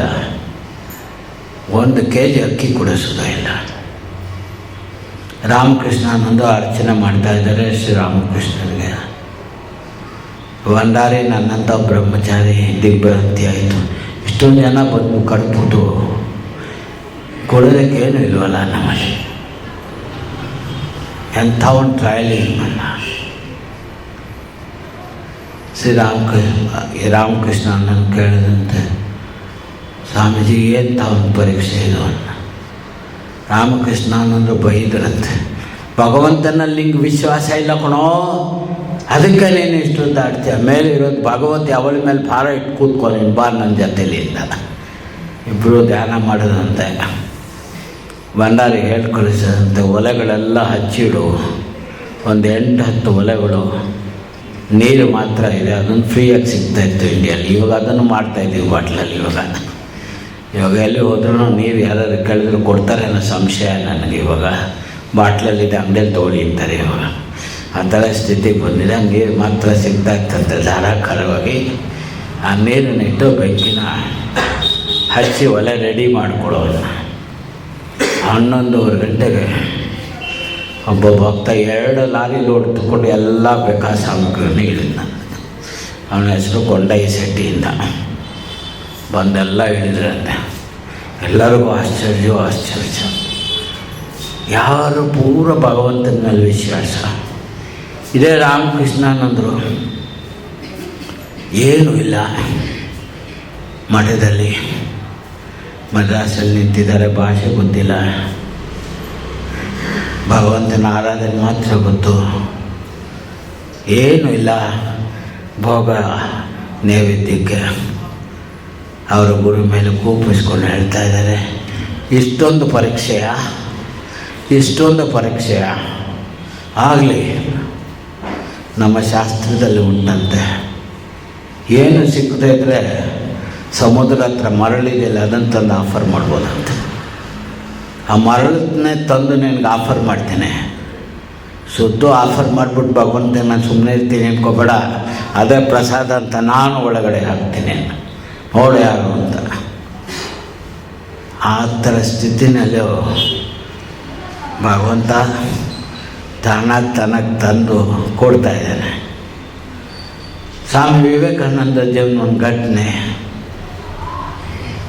ಅವರು ಉತ್ತರ ಪ್ರದೇಶದಲ್ಲಿ ಬರ್ತಾ ಇದ್ದಾರೆ, ಪೂರ ಭಗವಂತನ ಮೇಲೆ ನಿರ್ಭರ ಆಗಿದ್ದಾರೆ, ನಿರಗ್ನಿ, ಯಾವ ಹಣವನ್ನು ಕೈಲಿಟ್ಟಿಲ್ಲ. ಬರ್ತಾ ಇದ್ದಾಗ ಹಸಿವು, ಬಾಯಾರಿಕೆ ಭಯಂಕರವಾಗಿದೆ. ಅವ್ರ ಮುಂದೆ ಒಬ್ಬ ವ್ಯಾಪಾರಿ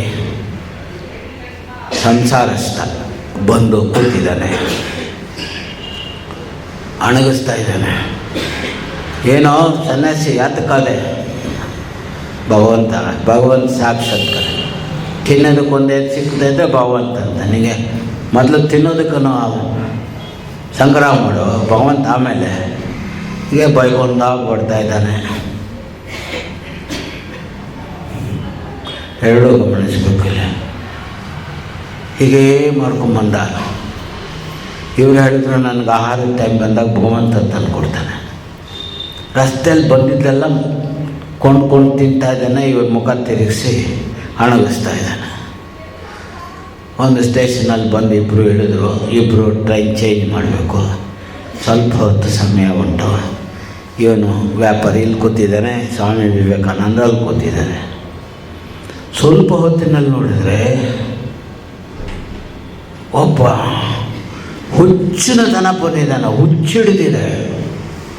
ಒಂದು ಬುಟ್ಟಿನಲ್ಲಿ ಆಹಾರ, ಒಂದು ಬುಟ್ಟಿನಲ್ಲಿ ನೀರು, ತಣ್ಣೀರು ತಗೊಂಡು ಓಡೋಡಿ ಹುಡುಕ್ತಾ ಇದ್ದಾನೆ, ಎಲ್ಲಿ.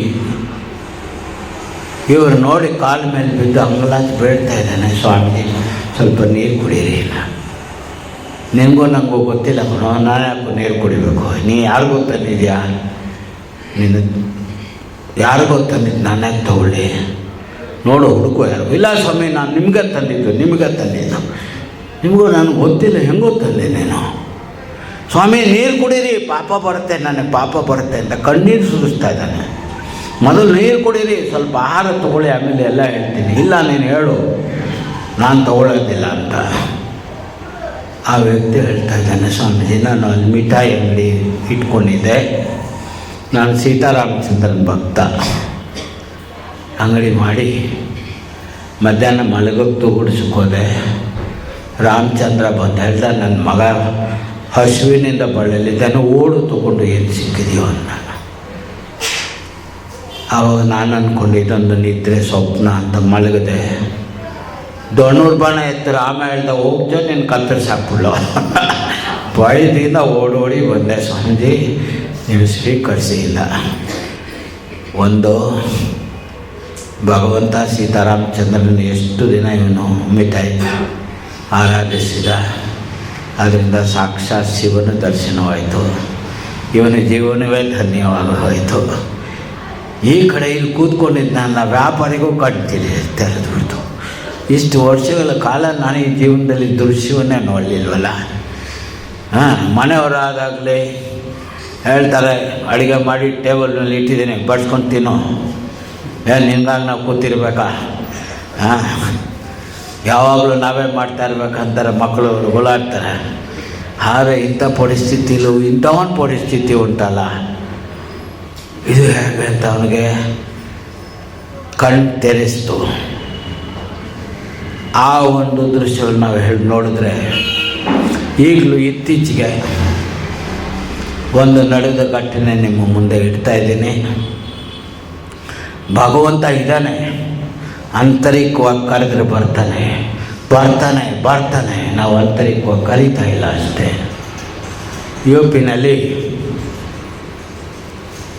ಒಬ್ಬ ವ್ಯಾಪಾರಿ ಸಾಲ ಕೊಟ್ಟಿದ್ದಂತೆ. ಇದು ಒಂದು 2-3 ತಿಂಗಳ ಕಾಲ ಹಿಂದೆ ಒಂದು ಗೋರಖ್ಪುರ್ ಪ್ರೆಸ್ನಲ್ಲಿ ಹಿಂದಿನಲ್ಲೊಂದು ಮಾಸ ಪತ್ರಿಕೆ ಬರುತ್ತೆ. ಅದರಲ್ಲಿ ಪ್ರಕಟಣೆ ಆಗಿದ್ದು ವಾಸ್ತವಿಕ ಒಂದು ಸಾಲ ವಾಪಸ್ ಕೊಟ್ಬಿಟ್ಟ ಅವನು. ಇವನು ಕಳ್ಳು ಸುಳ್ಳು ಹಾಕ್ಬಿಟ್ಟು ಸಾಲ ಕೊಡಲಿಲ್ಲ ಅಂತ ಕೇಸ್ ಹಾಕ್ಬಿಟ್ಟ. ಕೋರ್ಟ್ಗೆ ಹೋಯ್ತಂತೆ. ಕೋರ್ಟ್ನಲ್ಲಿ ಇವನು ಕರೆಸಿದ್ರಂತೆ. ಪಾಪ ಇವನು ಸಾಧಾರಣ ಬಡವ, ಹಾಕ್ಕೊಂಡಿರೋ ಬಟ್ಟೆ ಎಲ್ಲ ಚಿದ್ದು ಬಟ್ಟೆ. ಮ್ಯಾಜಿಸ್ಟ್ರೇಟ್ ಕೇಳ್ತಾ ಇದ್ದಾನಂತೆ, ಸಾಲ ತೊಗೊಂಡಿದ್ದು ಹೌದಾ? ಹೌದು. ತಿರುಗಿ ಕೊಟ್ಟೆ. ಸಾಕ್ಷ್ಯಾಧಾರಗಳುಂಟಾ? ಉಂಟು. ಯಾರು? ರಾಮ್ಜಿ. ಯಾರು ರಾಮ್ಜಿ? ಬರ್ತಾ ಇದ್ದಾನೆ. ಎಷ್ಟೊತ್ತಲ್ಲಿ ಬರ್ತಾನೆ? ಇನ್ನೊಂದು ಅರ್ಧ ಗಂಟೆ ಒಳಗೆ ಬಂದ್ಬಿಡ್ತಾನೆ. ಇನ್ನೇನು ಬಂದ್ಬಿಡ್ತಾನೆ. ಅರ್ಧ ಗಂಟೆಯಲ್ಲಿ ಒಂದು ಹರಕಲ್ ಬಟ್ಟೆ, ಚಿದ್ದವಾದ ಬಟ್ಟೆನ ಹಾಕ್ಕೊಂಡು ಅವನ ಥರನೇ ಇನ್ನೊಬ್ಬ ಮನುಷ್ಯ ಕೋರ್ಟಿಗೆ ಹಾಜರ. ಮ್ಯಾಜಿಸ್ಟ್ರೇಟ್ ಕಲ್ನ ಇವನ ರಾಮ್ಜಿ? ಹೌದು, ಇವನೇ ರಾಮ್ಜಿ. ಇವನು ಸಾಲ ತಗೊಂಡಿದ್ದು ಉಂಟಾ? ಉಂಟು. ವಾಪಸ್ ಕೊಟ್ಟ. ಮ್ಯಾಜಿಸ್ಟ್ರೇಟಿಗೆ ಗೊತ್ತಾಯ್ತು, ಇಲ್ಲೆಲ್ಲೋ ಮೋಸ ನಡೆದಿದೆ, ಇಲ್ಲಿ ಜಡ್ಜ್ಮೆಂಟ್ ಬರೆದಂತೆ ಸಾಲ ವಾಪಸ್ ಕೊಟ್ಟಿದ್ದಾನೆ, ಇವನೇನೋ ಮೋಸ ಮಾಡಿದ್ದಾನೆ, ಇಟ್ ಈಸ್ ರಾಂಗ್ ಅಂತೇಳಿ ಜಡ್ಜ್ಮೆಂಟ್ ಬರೆದಂತೆ. ಆ ಜಡ್ಜ್ಮೆಂಟ್ ಬರೆದು ಅವನು ಯಾರು ಆ ವ್ಯಕ್ತಿ ರಾಮ್ಜಿ ನೋಡೋಕೆ ಹೋದಂತೆ. ನೋಡಿದ್ರೆ ಅವನು ಶೂನ್ಯದಲ್ಲಿ ಮುಳುಗಿ ಹೋದಂತೆ. ಮ್ಯಾಜಿಸ್ಟ್ರೇಟ್ಗೆ ಎಂಥ ಜನ್ಮದ ಪುಣ್ಯ ಮಾಡಿದ್ನೋ ಮಹಾಪುರುಷ. ಭಗವಂತನ ಸಾಕ್ಷಾತ್ಕಾರ ಆಯಿತು. ಆವತ್ತೇ ರೆಸಿಗ್ನೇಷನ್ ಕೊಟ್ಟು ಸನ್ಯಾಸ ಹೊರಟೋದನ್ನು. ಇದು ಗೋರಖ್ಪುರ್ ಪ್ರೆಸ್ನಲ್ಲಿ ಬರೆದಿರ್ತಕ್ಕಂಥ ಒಂದು ವಾಸ್ತವಿಕ ಒಂದು ನಡೆದ ಘಟನೆ. ಭಗವಂತ ಅಂತಕ್ಕಂಥ ಇದ್ದಾನೆ.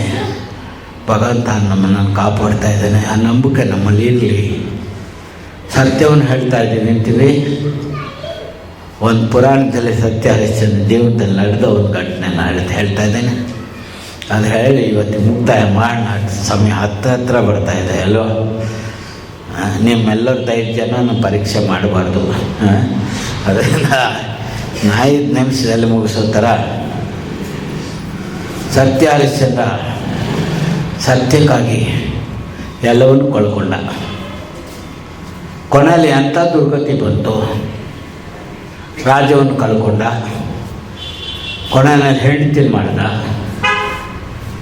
ಮಗನೂ ಮಾಡ್ದ, ಕೊನೆಗೆ ತನಗೆ ತಾನು ಮಾಡ್ಕೊಂಡ. ಆದರೆ ಸತ್ಯವನ್ನು ಬಿಡಲಿಲ್ಲ. ಇಷ್ಟಕ್ಕೆ ಬಿಡಲಿಲ್ವಂತೆ ಭಗವಂತ. ಪರೀಕ್ಷೆಗೆ ಅವನಿಗೆ ಅಂಥ ಒಂದು ಕ್ರೂಯಲ್ ಎಕ್ಸಾಮ್ನಲ್ಲಿ ನೋಡಿ, ಅಷ್ಟಕ್ಕೂ ಬಿಡಲಿಲ್ವಂತೆ. ಆಮೇಲೆ ಹೇಳೋದಂತೆ, ಸತ್ಯ ಹರಿಶ್ಚಂದ್ರನ ಮಗ ಸತ್ತಿದ್ದಾನೆ, ಆ ಮಶಾನಕ್ಕೆ ಸುಡಕ್ಕೆ ಬಂದಿದ್ದೆಲ್ಲ, ಅವನಿಗೆ ಜಾಗ ಇಲ್ಲ. ಚಂದ್ರಮತಿ ಅಳ್ತಾ ಇದ್ದಾಳೆ. ಇಂಥ ಒಂದು ಸಾರ್ವಭೌಮ ರಾಜ ಸತ್ಯ ಹರಿಶ್ಚಂದ್ರ, ಅವನ ಮಗನಿಗೆ ಸ್ಮಶಾನದಲ್ಲೂ ಜಾಗ ಇಲ್ಲವೇ? ಹರಿಶ್ಚಂದ್ರನಿಗೆ ದುಃಖ, ಕಣ್ಣೀರು ಹರಿತಾ ಇದೆ. ಗೊತ್ತಾಯ್ತು ಮಗ ಅಂತ, ಗೊತ್ತಾಯ್ತು ಸ್ತ್ರೀ ಅಂತ. ಆದರೂ ಹೇಳ್ತಾ ಇದ್ದಾನೆ, ಸ್ವಾಮಿನ ಇಷ್ಟ, ನನಗೆ ಪಡಿಬೇಕಾದ್ರೆ ಬಿಟ್ಕೊಡ್ತೀನಿ ಹೊರತು ನನಗೆ ಕೊಡೋತಕ್ಕಂಥ ಮಾಲೀಕನಿಗೆ ಹಣ ಕೊಡದೇ ಇರಲಿ ಹಣ ಸುಡೋಕ್ಕಾಗಲ್ಲ ಅನ್ನ. ಚಂದ್ರಮತಿ ಗೋಳಾಡ್ತಾ ಇದ್ದಾಳೆ. ಅಷ್ಟರೊಳಗೆ ರಾಜ ಮಗ ಸತ್ತ. ಚಂದ್ರಮತಿಯೇ ಕೊಲೆ ಮಾಡಿರಬೇಕು, ಅವನು ಇದೇ ಮಗನ ಥರ ಹೋಗ್ತಾ ಇದ್ದಾನೆ ಅಂತಂದು ಚಂದ್ರಮತಿಯ ಶಿರಚ್ಛೇದನ ಮಾಡುವಂಥ ಇವನ ಹತ್ರನೇ ತಂದಿಟ್ಟಿದ್ದಾರೆ. ನೋಡಿ ಎಂಥ ಒಂದು ಪರಿಸ್ಥಿತಿ. ಆವಾಗ ಚಂದ್ರಮತಿ ಒಂದು ಮಾತು ಹೇಳ್ತಾಳೆ, ಜನ್ಮಾಂತರದಲ್ಲಿ ಮತ್ತೆ ಜನ್ಮ ಉಂಟಾದರೆ ಹರಿಶ್ಚಂದ್ರನ ಹೆಂಡತಿಯಾಗಿ ನಾನು ನೋಡಲಿ. ಇಂಥ ಮಹಾಪುರುಷನ ಕೈಯಲ್ಲಿ ಸಾವು ಕೊಡೋದು ಮಹಾಭಾಗ್ಯ. ತಲೆ ಬಗ್ಸಿ ನಿಂತಿದ್ದಾಳೆ. ಸತ್ಯ ಹರಿಶ್ಚಂದ್ರ ಹುಡುಗೋಲೆ ಹಳೆಯ ಬಿಸಾಕಿದ್ದಾನೆ. ಅದು ಹೂವಿನ ಮಾಲಾಗಿ ಬಿದ್ದಿದೆ ಅವಳ ಕೊಲೆಗೆ. ಹರಿಶ್ಚಂದ್ರನಿಗೆ ಸಂತೋಷ ಆಗಲಿಲ್ಲ ಅಂತ ದುಃಖ ಆಯ್ತಂತೆ. ಸತ್ಯನಿಷ್ಠನಾಗಲಿಲ್ವಲ್ಲ, ಸ್ವಾಮಿ ಕಾರ್ಯ ಮಾಡೋಕ್ಕಾಗಲಿಲ್ವಲ್ಲ. ಎರಡನೇದು ಎತ್ತನಂತೆ, ಎರಡನೇದು ಹೂ ಮಾಲಾಗಿ ಬಿತ್ತಂತೆ. ಆ ಮೂರನೇ ಸಂಕಲ್ಪ ಏನು ಮಾಡಿದಂತೆ, ಇಡೀ ಜೀವನವನ್ನೇ ನಾನು ಸತ್ಯದಲ್ಲಿ ನಡೆದಿದ್ದೇ ಆಗಿದ್ದರೆ, ಸತ್ಯವನ್ನೇ ನಾನು ಅವಲಂಬನೆ ಮಾಡಿದರೆ ಚಂದ್ರಮತಿ ತಲೆ ಕತ್ತರಿಸ್ಲಿಂತ ಮೂರನೇದು ಬಿಟ್ಟನಂತೆ. ದೇವತೆಗಳು ಬಂದು ಕಾಯಿ ಹಿಡಿದ್ರಂದ್ರೆ ಸಾಕು ಸಾಕು ನೀನು ಪರೀಕ್ಷೆ ಹರಿಶ್ಚಂದ್ರ ಸಾಕು, ನೀನು ಗೆದ್ದೆ, ನಾವು ಸೋತು ಅಂತ ಹೇಳಿದ್ರೆ ವಿಶ್ವಾಮಿತ್ರ ಅವನ ತಪಸ್ಸು ಎಲ್ಲ ಸತ್ಯ ಹರಿಶ್ಚಂದ್ರನ ದಾರಿ ಎದ್ದು ಕೊಟ್ಟ ಅಂತ ನಾವು ಕೇಳಿದ್ವು. ಇದು ಸತ್ಯ. ಸತ್ಯ ಜೀವನದಲ್ಲಿ ಯಾರು ನಡೆದಿದ್ದಾರೋ ಅವ್ರಿಗೆ ಭಗವಂತನ ಶಕ್ತಿ ಬರುತ್ತೆ. ಗೀತಾ ಅದೇ ಹೇಳುತ್ತೆ, ಇಡೀ ಜೀವನ ಯಾರು ಧರ್ಮದಲ್ಲಿ ನಡೆದು ಬಂದಿರ್ತಾರೋ ಅವನಿಗೆ ಮಾತ್ರ ಧರ್ಮದಲ್ಲಿ ಆಶ್ರಯ ಸಿಕ್ಕತ್ತೆ, ಅವನು ಮಾತ್ರ ಗೆಲ್ಬೋದು.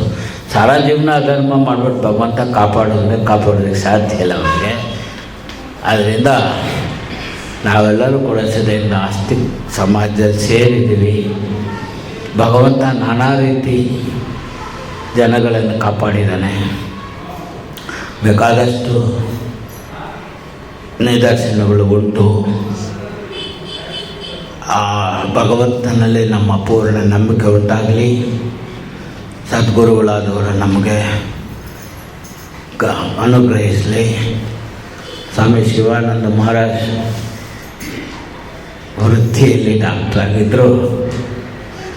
ಭಗವಂತ ಎಲ್ಲ ವೃತ್ತಿಯನ್ನು ಬಿಡಿಸಿ ಅವರ ಆಧ್ಯಾತ್ಮಿಕ ಸನ್ಯಾಸಿಯಾಗಿ ಜಗದ್ಗುರು ಅಂತಂದು ನಿಮ್ಮನ್ನ ಎಲ್ಲ ಇಟ್ಟಿದ್ದಾರೆ. ಸ್ವಾಮಿ ಶಿವಾನಂದರು ರಾಮಕೃಷ್ಣ ಮಿಷನ್ ಸ್ವಾಮಿ ಪುರುಷೋತ್ತಮ ಅಂತ ಇಬ್ಬರು ಒಂದೇ ಗುಹದಲ್ಲಿ, ವಾಸಿಷ್ಠ ಗುಹದಲ್ಲಿ ಹಲವಾರು ವರ್ಷಗಳು ತಪಸ್ಸೆ ಮಾಡಿದರು. ಆಮೇಲೆ ನನಗೂ ಸ್ವಾಮಿ ಚಿದಾನಂದರು ನೋಡೋ ಭಾಗ್ಯ ಸಿಕ್ಕಿತ್ತು. ಒಂದು 2-3 ಸಲ ಉತ್ತರ ಇದರಲ್ಲಿ ಋಷಿಕೇಶದಲ್ಲಿ ತಪಸ್ಸೆ ಮಾಡ್ತಾಯಿದ್ದಾಗ. ಆದರೆ ಅವರು ಶಾಂತಮೂರ್ತಿ ಮಾತ್ರ ನನ್ನ ಕಣ್ಮುಂದೆ ಬರ್ತಾಯಿದ್ದೆ ಹೊರತು ಮತ್ತೇನು ಹೆಚ್ಚಾಗಿ ಗೊತ್ತಿರಲಿಲ್ಲ. ಅವರು ಎಂಥ ಮಹಾಪುರುಷರು ಅಂದರೆ, ನಾನು ಸೇಲಮಲ್ಲಿದ್ದಾಗ ಸ್ವಾಮಿ ಚಿದಾನಂದ ಬಂದು ಶ್ರೀರಾಮಕೃಷ್ಣ ನಮಸ್ಕಾರ ಮಾಡಿ ಅವ್ರ ಪಾಡ್ಗವರು ಹೊರಟೋಗ್ತಾ ಇದ್ದಾರೆ. ಯಾರು ಬಂದು ನಾನು ಹೇಳಿದೆ, ಸ್ವಾಮಿ ಚಿದಾನಂದ ಡಿವೈನ್ ಲೈಫ್ ಸೊಸೈಟಿ ಬಂದಿದ್ರು ಅಂತ. ನಾನು ಅವ್ರ ಹಿಂದೆ ಓಡಿದೆ. ಸ್ವಾಮೀಜಿ ಎಂಥ ಅಪರಾಧ ಮಾಡಿಸ್ತಾ ಇದ್ದೀರ ನಮ್ಮ ಕಲ್ಲಿ, ನೀವು ಅಂತ ಮಹಾಪುರುಷರು ಬಂದು ಈಗ ಹೊರಟೋಗ್ತಾ ಇದ್ದೀರಲ್ಲ. ಇಲ್ಲ ಕಣ, ನಾನೊಬ್ಬ ಸಾಧಕ, ನನ್ನ ಕೇವಲ ಶಿಷ್ಯನ ಅಷ್ಟೇ. ನಾನು ಯಾರೂ ಮುಂದೆ ತೋರಿಸ್ಕೊಳಕ್ಕೆ ಬರಲಿಲ್ಲ. ನಾನು ಸಾಧಾರಣ ಎಂಥ ಒಂದು ಸಾಧಾರಣವಾದ ಒಂದು ಜೀವನ. ಆ್ಯಂಡ್ ಅಬ್ದುಲ್ ಕಲಾಂ ಬರೆದಿದ್ದಾರೆ, ಜೀವನದಲ್ಲಿ ಈ ಬೂರಲ್ಲಿ ನಾನು ಕೃತಜ್ಞತೆ ಆಗಿದ್ದೀನಿ ಅಂತ. ನನ್ನ ಜೀವನದಲ್ಲಿ ಸರ್ವೋತ್ತಮ ಪದವಿಗೆ ತರದೆ ಕಾರಣವಾದರಲ್ಲಿ ಇಬ್ಬರು ಅಂತಾನೆ. ಒಂದು ನನ್ನ ಗುರು ಮೇಸ್ಟರ್ ರಾಮ್ ಸುಬ್ರಹ್ಮಣ್ಯ ನನ್ನನ್ನು ಕೈ ಹಿಡಿದು ಎತ್ತಿದ್ರು. ಆಮೇಲೆ ಡಿವೈನ್ ಲೈಫ್ ಸೊಸೈಟಿ ಸ್ವಾಮಿ ಚಿದಾನಂದರು, ಅವನ ಆ ಪುಸ್ತಕದಲ್ಲಿ ಬರೆದಿದ್ದಾನೆ, ನಾನು ಎಷ್ಟೋ ಕೆಲಸಕ್ಕೆ ಪ್ರಯತ್ನ ಪಟ್ಟೆ ಸಿಕ್ಕಲಿಲ್ಲ. ನನ್ನ ಆಶಾಕಾಂಕ್ಷೆಗಳೆಲ್ಲ ಮುರಿದು ಹೋಗ್ತಾ ಬಂತು. ಸ್ವಾಮಿ ಚಿದಾನಂದರು ಮುಂದೆ ನಿಂತೆ ಅವರು ಒಂದು ವಾರ್ತೆ ಹೇಳಿದರು, ಡಿಫೀಟ್ ದಿ ಡಿಫೀಟ್ ಅಂತ. ಡಿಫೀಟ್ ದಿ ಡಿಫೀಟ್ ಅಂತ. ಯಾವಾಗಲೂ ಸೋಲನ್ನು ಒಪ್ಕೋಬೇಡ, ಸೋಲನ್ನು ಸೋಲಿಸ್ಕೊಂಡು ಆ ದಿವ್ಯ ಮೂರ್ತಿ ಆಶೀರ್ವಾದ ನನಗೆ ಆಶೀರ್ವಾದ ಕವಚನವಾಗಿ ಬಂತು. ನೋಡಿದಾಗ ಬುದ್ಧ ಮೂರ್ತಿ ಅಂತ ನನಗೆ ಕಾಣ್ತು. ಎಂಥ ವಸ್ತುನಲ್ಲೂ ಕೂಡ ಸುಧಾ ಅವರು ಪ್ರಚಾಲಿತವಾದ ಮುಖ, ಅಪಾರವಾದ ದೈವ ಸಂಪನ್ನವಾದರೂ ಕೂಡ ಸುಧಾ ಅವರು ಯಾರು ಮುಂದೆನೂ ತೋರಿಸ್ಕೊಳ್ಳಿಲ್ಲ. ಅವರ ಸಾಧಾರಣ ಉಡುಗೆ ನಡಿಗೆಗಳಲ್ಲಿ ನೋಡಿದ್ರೆ ಇವರು ಡಿವೈನ್ ಲೈಫ್ ಸೊಸೈಟಿಯ ಪ್ರೆಸಿಡೆಂಟ್ ಅಂತ ಹೇಳೋದಕ್ಕೆ ಸಾಧ್ಯವೇ ಇಲ್ಲ. ಈ ಉತ್ತಮ ಪುರುಷರೆಲ್ಲ ಇಂಥ ಸಾಧಾರಣವಾಗಿ ಇರ್ತಾರೆ. ಯಾರು ಪುಣ್ಯ ಮಾಡಿರ್ತಾರೋ, ಇಂದ ತುಳಸಿ ಮಾಲೆ ಯಾರು ತೊಳಕ್ಕೆ ಹೋದೋ ಅಂಥವ್ರಿಗೆ ಸಿಕ್ಕೋದು, ಇಲ್ಲದೆ ಸಿಕ್ಕೋದಿಲ್ಲ. ಅದರಿಂದ ಸ್ವಾಮಿ ಶಿವಾನಂದರು ಅವರು ಶಿಷ್ಯರು ಚಿದಾನಂದನಿಗೂ ನೋಡೋ ಭಾಗ್ಯ ಸಿಕ್ತು. ಶಿವಾನಂದನ ನಾನು ನೋಡಲಿಲ್ಲ. ಚಿಕ್ಕ ವಯಸ್ಸಿನಲ್ಲಿ ಅವರ ಅನೇಕ ಗ್ರಂಥಗಳನ್ನು ಓದಿ ನನಗೂ ಕೂಡ ಕನ್ನಡದಲ್ಲಿ ಸ್ವಾಮಿ ವಿವೇಕಾನಂದರಿಗಿಂತ ಮುಂಚೆ ಶಿವಾನಂದರ ಪುಸ್ತಕಗಳು ಬಂದಿತ್ತು. ಅದನ್ನು ನೋಡಿ ನಾನು ಕೂಡ ಬಹಳ ಪ್ರಯೋಜನ ಪಟ್ಟಿದ್ದೆ. ಮನಸ್ಸಿನಲ್ಲಿ ಒಂದು ಇತ್ತು, ನಾನು ಒಂದು ಋಷಿಕೇಶಕ್ಕೆ ಹೋಗಬೇಕು ಅಂತ. ಆದರೆ ಅದು ಆಮೇಲೆ ಪರಿಣಿತವಾಗಿ ಸನ್ಯಾಸಿ ಜೀವನ ಒಂದು 20-30 ವರ್ಷಗಳು ಕಳೆದ ಮೇಲೆ ಋಷಿಕೇಶದಲ್ಲಿರುವಂಥ ಒಂದು ಸೌಭಾಗ್ಯ ಸಿಕ್ಕಿತ್ತು. ಅವಾಗ ಇವನ್ನೆಲ್ಲ ನೋಡಿದ್ದೆ. ಈ ಎಲ್ಲ ಮಹಾಪುರುಷರ ಅನುಗ್ರಹ ನಮ್ಮ ಮೇಲೆ ಇರಲಿ. ಗುರು ಪೂರ್ಣಿಮಾ ಅಂಗವಾಗಿ ನೀವೆಲ್ಲ ಮಾಡಿದ್ದೀರ. ಗುರು ಕೃಪೆ ಅಂತಕ್ಕಂಥದ್ದು ಇದ್ದರೆ ಗುರು ಕರುಣಾಸಾಗರ ನಮ್ಮ ಅವಹೇಳನವನ್ನು ಅವನು ಒಪ್ಕೊಳ್ಳಲ್ಲ, ನಮ್ಮ ನೋಡೋದಿಲ್ಲ. ಅವನು ಒಂದು ಸರಿ ಕೇಳಿದ್ರು, ಸ್ವಾಮೀಜಿ ಸಾಧಾರಣ ವ್ಯಕ್ತಿ ಭಗವಂತ ನಮ್ಗೆ ದರ್ಶನ ಕೊಡ್ತಾನೆ. ಅದಕ್ಕೆ Swami Turiyananda there is no qualified person in the world ಅಂತ. We are all unqualified people, but still God is grace, he will grace it ಅನ್ನ. God will not look our faults. ಭಗವಂತ ನಮ್ಮ ದೋಷಗಳನ್ನೇನಾದ್ರು ನೋಡಿದ್ರೆ ದೋಷ ಇಲ್ಲದೆ ಇರ್ತಕ್ಕಂಥವ್ನು ಯಾರೂ ಇಲ್ಲ. ಭಗವಂತ ದೋಷ ನೋಡೋಕ್ಕಾಗಲ್ಲ. ಯಾಕೆ? ಭಗವಂತನಲ್ಲಿ ದೋಷ ಇಲ್ಲ. ಯಾರಲ್ಲಿ ದ್ವೇಷ ಉಂಟೋ, ಯಾರಲ್ಲಿ ಅಂಧಕಾರ ಇದೆ ಅವನು ಬೇರೆ ಅವನಲ್ಲಿ ನೋಡ್ಬೋದೇ ಹೊರತು, ಯಾರಲ್ಲಿ ಪವಿತ್ರತೆ ಮೂರ್ತಿ ಇದೆಯೋ ಅವನು ಅಪವಿತ್ರ ಎಲ್ಲೂ ನೋಡೋಕ್ಕೆ ಸಾಧ್ಯ ಇಲ್ಲ. ಅವನೆಲ್ಲರಲ್ಲೂ ಪವಿತ್ರತೆಯನ್ನೇ ನೋಡ್ತಾನೆ. ಭಗವಂತ ನಮ್ಮ ಕ್ವಾಲಿಫಿಕೇಷನ ಯಾವುದೂ ನೋಡಲ್ಲ. ಭಗವಂತ ಅಂತ ನಾವು ಕರೆದರೆ ಭಗವಂತ ಬರ್ತಾನೆ. ಒಂದು ಹೆಜ್ಜೆ ನಾವು ಮುಂದೆ ಹೋದರೆ ಗುರು 10 ಹೆಜ್ಜೆ ಮುಂದೆ ಬರ್ತಾನೆ. ಇದು ವಾಸ್ತವಿಕ ಸತ್ಯ. ಯಾಕಂದರೆ ನಾವುಗಳು ಕೂಡ ಇಲ್ಲೆಲ್ಲ ಯತಿವರಿಯರ ಹಿಂದೆ ಕೂತಿದ್ದಾರೆ ದೊಡ್ಡವರೆಲ್ಲ ತಪಸ್ಯದಲ್ಲಿ. ನಮ್ಮೆಲ್ಲರ ಜೀವನ ನೋಡಿ ನಾವು ಎಲ್ಲೋ ಮುಳುಗಿ ಹೋಗ್ತಾಯಿದ್ವು. ಇವಾಗ 1,00,000 ಜನ ಕೆಳಗೆ ಬದ್ರಲ್ಲಿ ಮುಳುಗಿ ಎಳ್ಕೊಂಡೋದ್ರು ನೋಡಿ. ಅಂಥ ಒಂದು ಸಂಸಾರದ ಹೋಳಿಯಲ್ಲಿ ಮುಳುಗಿ ಎಳ್ಕೊಂಡು ಹೋಗ್ತಾಯಿದ್ದು. ಆದರೆ ಭಗವಂತ ಅಪಾರವಾದ ಕೃಪಾ, ಆ ಕೃಪಾ ಸಿಂಧು ನಮ್ಮನ್ನೆಲ್ಲ ಎತ್ತಿ ನಮ್ಮನ್ನೆಲ್ಲ ಮಾರ್ಗದರ್ಶನ ಮಾಡಿದ್ದಾನೆ. ಹಾಗಾದರೆ ನಮ್ಮಲ್ಲಿ ಏನಾದ್ರು ಕ್ವಾಲಿಫಿಕೇಷನ್ ಇತ್ತಾ? ಏನಿಲ್ಲ, ಕ್ವಾಲಿಫಿಕೇಷನ್ ಏನಿಲ್ಲ. ಎಲ್ಲರೂ ಕೇಳಿ ಸ್ವಾಮಿಗಳನ್ನ, ಏನು ಸ್ವಾಮಿಗಳನ್ನ ಹೇಳಿದ್ದು ಕರೆಕ್ಟಾ? ನಮ್ಮಲ್ಲಿ ಅಂಥ ಉತ್ತಮ ಗುಣಗಳಿತ್ತ? ಇತ್ತ? ಇರಲಿಲ್ಲ. ಆದರೂ ಭಗವಂತನಲ್ಲಿ ಉತ್ತಮ ಗುಣ ಉಂಟು. ಭಗವಂತ ಏನು ಕೊಡ್ತಾನೋ ಆ ಉತ್ತಮ ಗುಣ ಅವನಲ್ಲಿರೋದೇ ಕೊಡಬೇಕು ಹೊರತು ಅವನಲ್ಲಿ ಇಲ್ಲದೇ ಇರೋದನ್ನು ಹೆಂಗೆ ಕೊಡ್ತಾನೆ ಹೇಳಿ? ನಮ್ಮಲ್ಲಿ ಒಳ್ಳೆಯ ಗುಣ ಇಲ್ಲ, ನಾವು ಕೊಡೋಕ್ಕಾಗ್ತಾಯಿಲ್ಲ ಅಷ್ಟೇ. ಭಗವಂತನಲ್ಲಿರ್ತಕ್ಕಂಥ ಉತ್ತಮ ಗುಣ, ಭಗವಂತ ಉತ್ತಮ ಗುಣನೇ ಕೊಡ್ತಾನೆ. ಭಗವಂತ ನಮ್ಮಲ್ಲಿ ಅಲ್ಪ ಒಳ್ಳೆಯದಿದ್ದರೂ ಕೂಡ ಮ್ಯಾಗ್ನಿಫೈ ಮಾಡ್ತಾನೆ. ಆ ಮ್ಯಾಗ್ನಿಫೈ ಮಾಡಿ ಮೇಲೆ ಎತ್ತಿ ಕೊಂಡಾಡ್ತಾನೆ. ಇದೆಲ್ಲ ನಾವು ವಾಲ್ಮೀಕಿ, ವ್ಯಾಸ, ಮಹಾಪುರುಷರ ಜೀವನದಲ್ಲಿ ನೋಡಿದರೆ, ತುಳಸಿದಾಸ ಕಲ್ಲ, ಪ್ರಹ್ಲಾದ ಬಾಬನ ಕದ್ದಿದ್ದಂಥ ಒಂದು ಕಲ್ಲ ಎಂಥ ಒಂದು ಸನ್ಯಾಸಿಯಾಗಿ ಮಾರ್ಪಟ್ಟಾದ. ಹಣ ಸನ್ಯಾಸಿ ಆಗುವಂಥ ಯೋಗ್ಯತೆ ಏನಾರು ಇತ್ತಾ? ಎಲ್ಲಿಂದ ಬಂತು ಯೋಗ್ಯತೆ? ಎಲ್ಲ ಗುರುಶಕ್ತಿ. ಆ ಗುರುಶಕ್ತಿಯಿಂದ ಬರುತ್ತೆ. ಆದಿಶಂಕರರು ಒಂದೇ ಒಂದು ಹೇಳಿ ಮುಗಿಸ್ಬಿಡ್ತೇನೆ. ಆದಿಶಂಕರವರು ಬಿಹಾರಕ್ಕೆ ಕೊಟ್ಟರು. ಯಾವುದು ಕೊಟ್ಟರು ಅಂದರೆ ಅದ್ವೈತ ವೇದಾಂತವನ್ನು ಪ್ರತಿಷ್ಠೆ ಮಾಡೋದಕ್ಕೆ ಆಚಾರ್ಯರ ಜನ್ಮ. ಕಾಶಿಗೆ ಹೋದಾಗ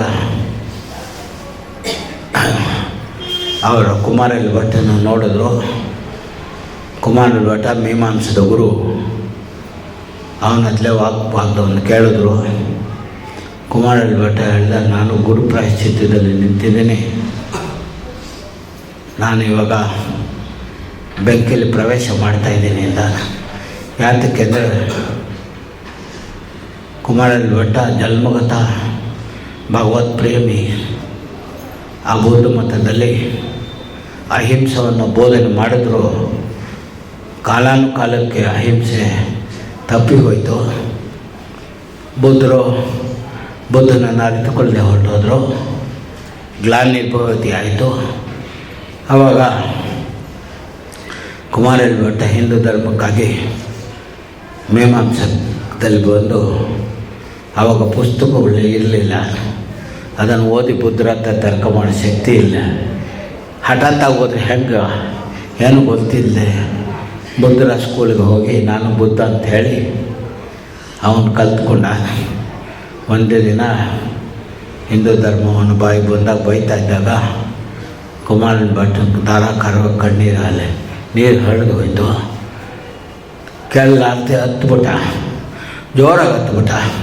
ಅದನ್ನು ನೋಡಿ ಬುದ್ಧಿಸ್ಟು ಅಹಿಂಸೆಯನ್ನು ಹೇಳ್ತಕ್ಕಂಥವ್ರು ಮೂರನ್ನ ಮಾಡಿಂದ ಎತ್ತವ್ರು ಕಳೆ ಬಿಸಾಕ್ಬಿಟ್ರು. ಆವಾಗ ಅವ್ನು ಹೇಳಿದ್ರು, ನನ್ನ ಧರ್ಮದಲ್ಲಿ ಸತ್ಯ ಇದ್ದರೆ ನನಗೇನೂ ಆಗಲ್ಲ ಅಂತ. ಆವಾಗ ಮೇಲಿಂದ ಧರ್ಮದಲ್ಲಿ ಏನಾದರೂ ಸತ್ಯ ಇದ್ದರೆ ನನಗೇನು ಆಗಲ್ಲ ಅನ್ನಲ್ಲ, ಸ್ವಲ್ಪನಾದರೂ ಸಂಶಯ ಇತ್ತಲ್ಲ ಅದಕ್ಕೊಂದು ಕಾಲು ಬಿಡೈತಂತೆ. ಆಗ ಅವನು ಸಾಳಲಿಲ್ಲ. ಶಂಕರವನು ಕೇಳಿದಂತೆ ಇವಾಗ ನನ್ನ ಹತ್ರ ವಾಗ್ದಾನ ಮಾಡು ಅಂತ ಹೇಳಿದ್ರೆ ನನಗೆ ಸಾಧ್ಯ ಇಲ್ಲ, ನಾನು ಗುರು ಅಂತ ಹೇಳಿ ಬುದ್ಧರನ್ನ ಒಪ್ಕೊಂಬಿಟ್ಟೆ. ಆಮೇಲೆ ಧರ್ಮಕ್ಕೋಸ್ಕರ ಧರ್ಮಕ್ಕಾಗಿ ನಾನು ಹೋರಾಡಬೇಕಾಗಿ ಬಂತು, ಬುದ್ಧ ವಿರುದ್ಧ ಅಲ್ಲ. ಆದ್ರೂ ನಾನು ಗುರು ಅಂತ ಒಪ್ಕೊಂಡು ಬುದ್ಧನ ಅದನ್ನು ಅವನ್ನ ವಿರುದ್ಧವಾಗಿ ನಾನು ವಾದ ಮಾಡಬೇಕಾದ್ರಿಂದ ಗುರು ಶಾಪಕ್ಕೆ ನಾನು ಆಗಿಬಿಟ್ಟೆ. ಇಲ್ಲಾಂದರೆ ಎಲ್ಲರೂ ಹಾಗೆ ಮಾಡ್ತಾರೆ, ಗುರುಗೆ ಇಷ್ಟ ಬಂದಾಗ ಮಾಡಿ ಹೊರಟೋಗ್ತಾರೆ. ಅದಕ್ಕೋಸ್ಕರ ನಾನು ಧರ್ಮಕ್ಕಾಗಿ ಮಾಡಿದ್ದರಿಂದ ಅವರನ್ನೇ ಹೋಗಿ ಕೇಳ್ದ, ನಾನು ಗುರುದ್ರೋಹಿ ಅನ್ನಲ್ಲ, ಬುದ್ಧ ಧರ್ಮದಲ್ಲಿ ಏನಿದೆ ಪ್ರಾಯಶ್ಚಿತ್ತನ್ನ ನೋಡಿ ಬುದ್ಧರೇ ಹೇಳಿದ್ದು. ಬುದ್ಧ ಬದುಕಿದ್ರೆ ಬೇಡ ಹೇಳ್ತಾ ಇದ್ದ. ಆದರೆ ಉದ್ದೇಶ ಏನು ಹೇಳಿದರು, ಮರದ ಹೊಟ್ಟಿನಲ್ಲಿ ಬೆಂಕಿ ಹಾಕಿ ಅದರೊಳಗೆ ಪ್ರವೇಶ ಮಾಡುವುದು. ಏನಂದರೆ ಬೆಂಕಿ ಜೋರಾಗಿ ಉಳಿದ್ರೆ ಮನುಷ್ಯ ಬಾಹ್ಯಜ್ಞಾನ ಕಳ್ಕೊಂಡು ಸತ್ತೋಗ್ತಾನೆ. ಇದಾದರೆ ಸ್ವಲ್ಪ ಸ್ವಲ್ಪವಾಗಿ ಸಿಟ್ಕೊಂಡ್ಬಿಡುತ್ತಂತೆ. ಎಷ್ಟು ಕಷ್ಟ ಸಹಿಸಿ ಸಾಯ. ಇನ್ನೇನು ನಾನು ಗುರು ದ್ರೋಹಕ್ಕಾಗಿ ಪಾಶ್ಚಾತ್ಯಕ್ಕಾಗಿ ಹೇಳಿದ್ದೇನೆ. ನನ್ನ ಶಿಷ್ಯ ಮಂಡನ್ ಮಿಶ್ರ ಬಿಹಾರಲ್ಲಿದ್ದಾನೆ, ಅವನ ಸೋಲಿಸಿದ್ರೆ ನನ್ನನ್ನು ಸೋಲಿಸಿದಾಗೆ ಆಯಿತು ಅಂತ. ಶಂಕರ ಬಂದ, ಮಂಡನ್ ಮಿಶ್ರ ಕೂಗಾಡ್ತೀವಿ ನಾವೆಲ್ಲ, ಕೂಗಾಡೋದೇನಂತ ಗುರು ಗೊತ್ತು. ಎಲ್ಲಾಗ ಮಾಕಿ ಯಾವ ಕುದುರೆ ಮೇಲೆ ಕೂತ್ಕೊಂಡು ಓಡಿಸ್ಬೇಕು ಅಂದ. ಅವನು ಕಳೆದು ಆಗಾದ್ರೆ ಸರಿ ಇಲ್ಲ. ಮಂಡನ್ ಮಿಶ್ರ ಕಳೆದ ಈ ಟೈಮಲ್ಲಿ ನಾವಿಬ್ಬರು ವಾದ ಮಾಡಿದರೆ ಈ ವಾದಕ್ಕೆ ತೀರ್ಪು ಕೊಡ್ತಕ್ಕಂಥ ವ್ಯಕ್ತಿ ಯಾರು ಹೇಳಿ? ಯಾರು ಹೇಳ್ತೀರ? ಆಚಾರ್ಯರು ಹೇಳಿದ ನಿನ್ನ ಹೆಂಡತಿ ಉಭಯ ಭಾರತೀಯನ. ಯಾರು ಹೇಳ್ತಾರ? ನೀವು ಯಾರು ಹೇಳ್ತೀರ ಆ ಥರ? ಶಂಕರ ಹೇಳಿದಂತೆ ಅವಳು ನನ್ನ ಹೆಂಡತಿ ಧರ್ಮ ಪತ್ನಿ, ನನ್ನ ಫೇವರಾಗಿ ಕೊಡ್ತಾಳೆ, ಸಾಧ್ಯ ಇಲ್ಲ. ಅವಳು ಹಿಂದೂ ಮಹಿಳೆ, ಧರ್ಮವನ್ನು ಎತ್ತಿ ಹಿಡಿತಾಳೆ ಹೊರತು ನಿನ್ನ ನನ್ನ ಇಲ್ಲ. ನನಗೆ ಪೂರ್ಣ ನಂಬಿಕೆ ಉಭಯ ಭಾರತೀಲಿ ಇದೆ. ವಾದದಲ್ಲಿ ಸೋತ ಅಂತ ಉಭಯ ಭಾರತಿ ಹೇಳಿದ್ಲು. ಸೋತ್ರೇನು? ಮಂಡನ್ ಮಿಶ್ರ ಶಂಕರ ಶಿಷ್ಯನಾಗಿ ಬರಬೇಕು. ಶಂಕರ ಸೋತ್ರೆ ಮಂಡನ್ ಮದುವೆ ಮಾಡ್ಕೊಂಡು ಸಂಸಾರಿ ಆಗಬೇಕು. ಸೋತವನು ಯಾರು? ಮಂಡನ್ ಮಿಶ್ರ ಸೋತ. ಉಭಯ ಭಾರತಿನೇ ಜಡ್ಜ್ಮೆಂಟ್ ಕೊಟ್ಟಳು. ಅದು ಹೇಗೆ ಕೊಟ್ಟಳು? ಶಂಕರಿಗೆ ಗೊತ್ತಿತ್ತು ಉಭಯ ಭಾರತಿ ಸಾಧಾರಣ ವ್ಯಕ್ತಿಯಲ್ಲ, ಅವಳು ಸರಸ್ವತಿ ಅಂಶದಲ್ಲಿ ಬೆಳೆದವಳು. ಅದರಿಂದ ಅವಳು ಸುರೇಶಾಚಾರ್ಯರಾಗಿ ಬಂದಾಗ ಮಂಡನ್ ಮಿಶ್ರ ಅವಳು ದೇಹತ್ಯಾಗ ಮಾಡಿ ಸ್ವರ್ಗಕ್ಕೆ ಹೋಗ್ತಾ ಇದ್ಲನ್ನ. ಆವಾಗ ಆಚಾರ್ಯರು ನನ್ನ ಕಾರ್ಯಕ್ಕಾಗಿ ನನ್ನ ಜೊತೆಲಿ ಸ್ವಲ್ಪ ಇರೋ ಈ ಶರೀರ ಇರೋ ತನಕ ಅಂತ ದೇವಿನ ಉಳಿಸ್ಕೊಂಡ್ರಂತೆ. ಮಂಡನ್ ಮಿಶ್ರನೇ ನಮ್ಮ ಶೃಂಗೇರಿ ಮೊದಲನೇ ಮಠಾಧ್ಯಕ್ಷನಾದ. ಅವನೇ ಶಂಕರರ ಸಮಸ್ತ ಗ್ರಂಥಗಳಿಗೂ ವಾರ್ತಿಕ ಬರೆದಿದ್ದಾನೆ. ಆ ಒಂದು ಮಹಾಪುರುಷ. ಇದು ಯಾಕೆ ಹೇಳಿದೆ ಅಂದರೆ, ನಮ್ಮಲ್ಲಿ ಗೊತ್ತಿಲ್ಲ ಏನು ಶಕ್ತಿ ಅಡಗಿದೆ ಅಂತ. ಗುರು ಎಬ್ಬಿಸ್ತಾನೆ. ಆದ್ದರಿಂದ ಭಗವಾನ್ ಈ ಗುರು ರೂಪದಲ್ಲಿ ಬರ್ತಾನೆ. ಗುರು ನಮ್ಮನ್ನು ಎತ್ತಿ ಹರಿಸ್ತಾನೆ. ಅಜ್ಞಾನಮಿತಿರಾಂಧಸ್ಯ ಜ್ಞಾನಾಂಜನಾಶಲಕಾಯ ಚಕ್ಷುರುನ್ಮಿತಯೇನ ತಸ್ಮೈ ಶ್ರೀ ಗುರುವೇ ನಮಃ. ಈ ಆದ ಗುರು ಪೂರ್ಣಿಮಾ ದಿನ ಇವತ್ತು ನಾವು ಗುರು ಅಂದರೆ ನಾವು ಹೇಳ್ತೀವಿ ನಮ್ಮ ಗುರು ಶಿವಾನಂದ, ನಮ್ಮ ಗುರು ಶ್ರೀರಾಮಕೃಷ್ಣರು. ಅದಲ್ಲ, ಗುರು ಅಂದರೆ ನಮ್ಮ ಸಮಸ್ತ ಧರ್ಮಗ್ರಂಥಗಳು ಬಾಯಿಂದ ಬಾಯಿಗೆ ಪಾಠವಾಗಿ ಬರ್ತಾಯಿತ್ತು. ಹಾಗೆ ಬರ್ತಾಯಿದ್ದರಿಂದ ಏನಾಯಿತು, ಅಭ್ರಂಶ ಆಗೋದಕ್ಕೆ ಶುರುವಾಯಿತು. ವೇದವ್ಯಾಸರು ಲಿಪಿ ಮುಖಾಂತರ ಬರೆದಿದ್ದೆ ಅವರು ಫಸ್ಟು. ನಮ್ಮ ಮಹಾಭಾರತ, ಉಪನಿಷತ್ತು ಎಲ್ಲವನ್ನು ಕೂಡ ಸೂತ್ರಾಕಾರದಲ್ಲಿ ವೇದವ್ಯಾಸರು ಬರೆದರು. ಅದರಿಂದ ನಾವು ಏನಾದ್ರು ವಾದ ವಿವಾದ ಮಾಡಬೇಕಾದ್ರೆ ಇಷ್ಟ ಬಂದಾಗ ಮಾಡೋಕ್ಕಾಗಲ್ಲ.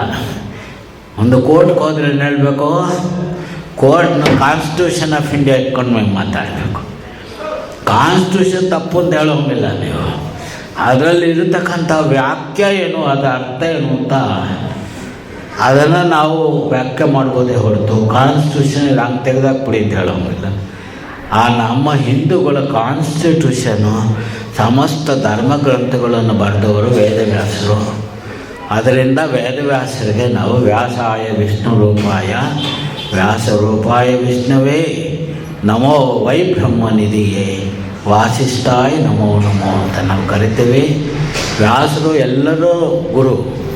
ಆ ವ್ಯಾಸರು ಗುರು ಆಗಿದ್ದರಿಂದ ಅಲ್ಲಿಂದ ಬಂದಿರತಕ್ಕಂಥದ್ದು ಅದ್ವೈತವಾಗಲಿ, ವಿಶಿಷ್ಟ ಅದ್ವೈತವಾಗಲಿ, ದ್ವೈತವಾಗಲಿ ಎಲ್ಲ ಗ್ರಂಥಗಳನ್ನು ಆಧಾರವಾಗಿರ್ತಕ್ಕಂಥದ್ದು ವ್ಯಾಸರ ಗೀತಾ, ಉಪನಿಷತ್, ಬ್ರಹ್ಮಸೂತ್ರವನ್ನು ಅವಲಂಬಿಸ್ಕೊಂಡಿರೋದ್ರಿಂದ ನಾವು ವ್ಯಾಸರಿಗೆ ನಮಸ್ಕಾರ ಮಾಡಿದರೆ, ಆದಿಗುರುವಾದ ವ್ಯಾಸ ನಮಸ್ಕಾರ ಮಾಡಿದರೆ, ಆದಿ ವ್ಯಾಸರಿಂದ ಇದುವರೆಗೂ ಬಂದಿರತಕ್ಕಂಥ ನಮ್ಮ ಗುರು ಪರಂತವರೆಗೂ ಅವರವರ ಶೇರು ತಲುಪಿಬಿಡುತ್ತೆ. ಅದಕ್ಕಾಗಿ ವೇದವ್ಯಾಸರಿಗಾಗಿ ನಾವು ಇವತ್ತಿನ ದಿನ ಗುರು ಪೂರ್ಣಿಮೆ ಅಂತ ಹೇಳ್ತಾ ಇರ್ತಕ್ಕಂಥದ್ದು. ಇವತ್ತು ವೇದವ್ಯಾಸರು ಹುಟ್ಟಿದ ದಿನ. ಇವತ್ತಿನ ದಿನ ಅವರಿಗೆ ನಾವು ಮರ್ಯಾದೆ ಸಲ್ಲಿಸೋದ್ರಿಂದ ವೇದವ್ಯಾಸರು ನಮಗೆಲ್ಲರೂ ಕರುಣಿಸಲಿ. ನಮ್ಮ ಗುರು ಪರಂಪರೆಯ ಶಂಕರ, ರಾಮಾನುಜ, ಮಧ್ವಾಚಾರ್ಯ ಎಲ್ಲರೂ ನಮ್ಮ ಗುರುಗಳೇ. ಅವರೆಲ್ಲರೂ ನಮ್ಮ ಮೇಲೆ ಕೃಪೆ ಮಾಡಲಿ. ಎಲ್ಲರೂ ಕೃಪೆ ಮಾಡಿ ನಮ್ಮ ಅಜ್ಞಾನವನ್ನು ಹೋಗಲಾಡಿಸಿ ನಮ್ಮೆಲ್ಲ ಸನ್ಮಾರ್ಗದಲ್ಲಿ ಕರ್ಕೊಂಡೋಗಿ ನಾವು ಕಳೆದುಕೊಂಡಿರ್ತಕ್ಕಂಥ ಒಂದು ದೈವತ್ವ ಕಳ್ಕೊಂಡಿದ್ದೀವಿ. ಸಂಪತ್ತಿ, ಪಿತ್ರಾರ್ಜಿತ ಸಂಪತ್ತಿ ನಮ್ಮದು. ಆ ಪಿತ್ರಾರ್ಜಿತ ಸಂಪತ್ತಿ ನಮ್ಗೆ ಅಧಿಕಾರ ಉಂಟು. ನಾವು ಸುಪ್ರೀಂ ಕೋರ್ಟ್ ಕೇಸ್ ಮಾಡ್ಬೋದು. ಅದೇ ಸುಪ್ರೀಂ ಕೋರ್ಟ್ ಇದು ಭಗವಂತ. ಆ ಭಗವಂತನ ಕೋರ್ಟಲ್ಲಿ ಕೇಸ್ ಮಾಡೋಣ, ನಮ್ಮ ಅಧಿಕಾರ, ನಮ್ಮ ಸಂಪತ್ತಿ ನಮಗೆ ಕೊಡು ಅಂತ ಹೇಳಿ ಈ ಭಗವಂತನಲ್ಲೇ ನಾವು ಬೇಡೋದು ಬೇಕಾಗಿಲ್ಲ. ತಂದೆ ತಾಯಿಗಳ ಹತ್ರ ಬೇಡಬೇಕಾಗಿಲ್ಲ. ನನ್ನ ಅಧಿಕಾರ ಇದೆ, ಕೊಡು ನನ್ನ ಸಂಪತ್ತಿಗೆ. ಆ ಭಗವಂತ ಅಧಿಕಾರ ನಮಗೆ ಕರುಣಿಸುವಂಥ ಭಗವಂತನ ಪ್ರಾರ್ಥಿಸಿ ಎರಡೆಲ್ಲ ಮಾತಾಡೋಕ್ಕೆ ನೀವೆಲ್ಲ ಅವಕಾಶ ಕೊಟ್ಟು ಇಷ್ಟೊಂದು ಕಾಲ ನೀವು ಕೂತಿದ್ದಕ್ಕೆ ನಿಮ್ಮೆಲ್ಲರಿಗೂ ಕೂಡ ನಮ್ಮ ಹೃತ್ಪೂರ್ವಕವಾದ ಧನ್ಯವಾದಗಳನ್ನು ಸಲ್ಲಿಸ್ತಾ ನಾನು ಮಾತೆರಡು ಮುಕ್ತಾಯ ಮಾಡ್ತೇನೆ. ಜೈ ಶ್ರೀರಾಮಕೃಷ್ಣ, ಜೈ ವಿವೇಕಾನಂದ.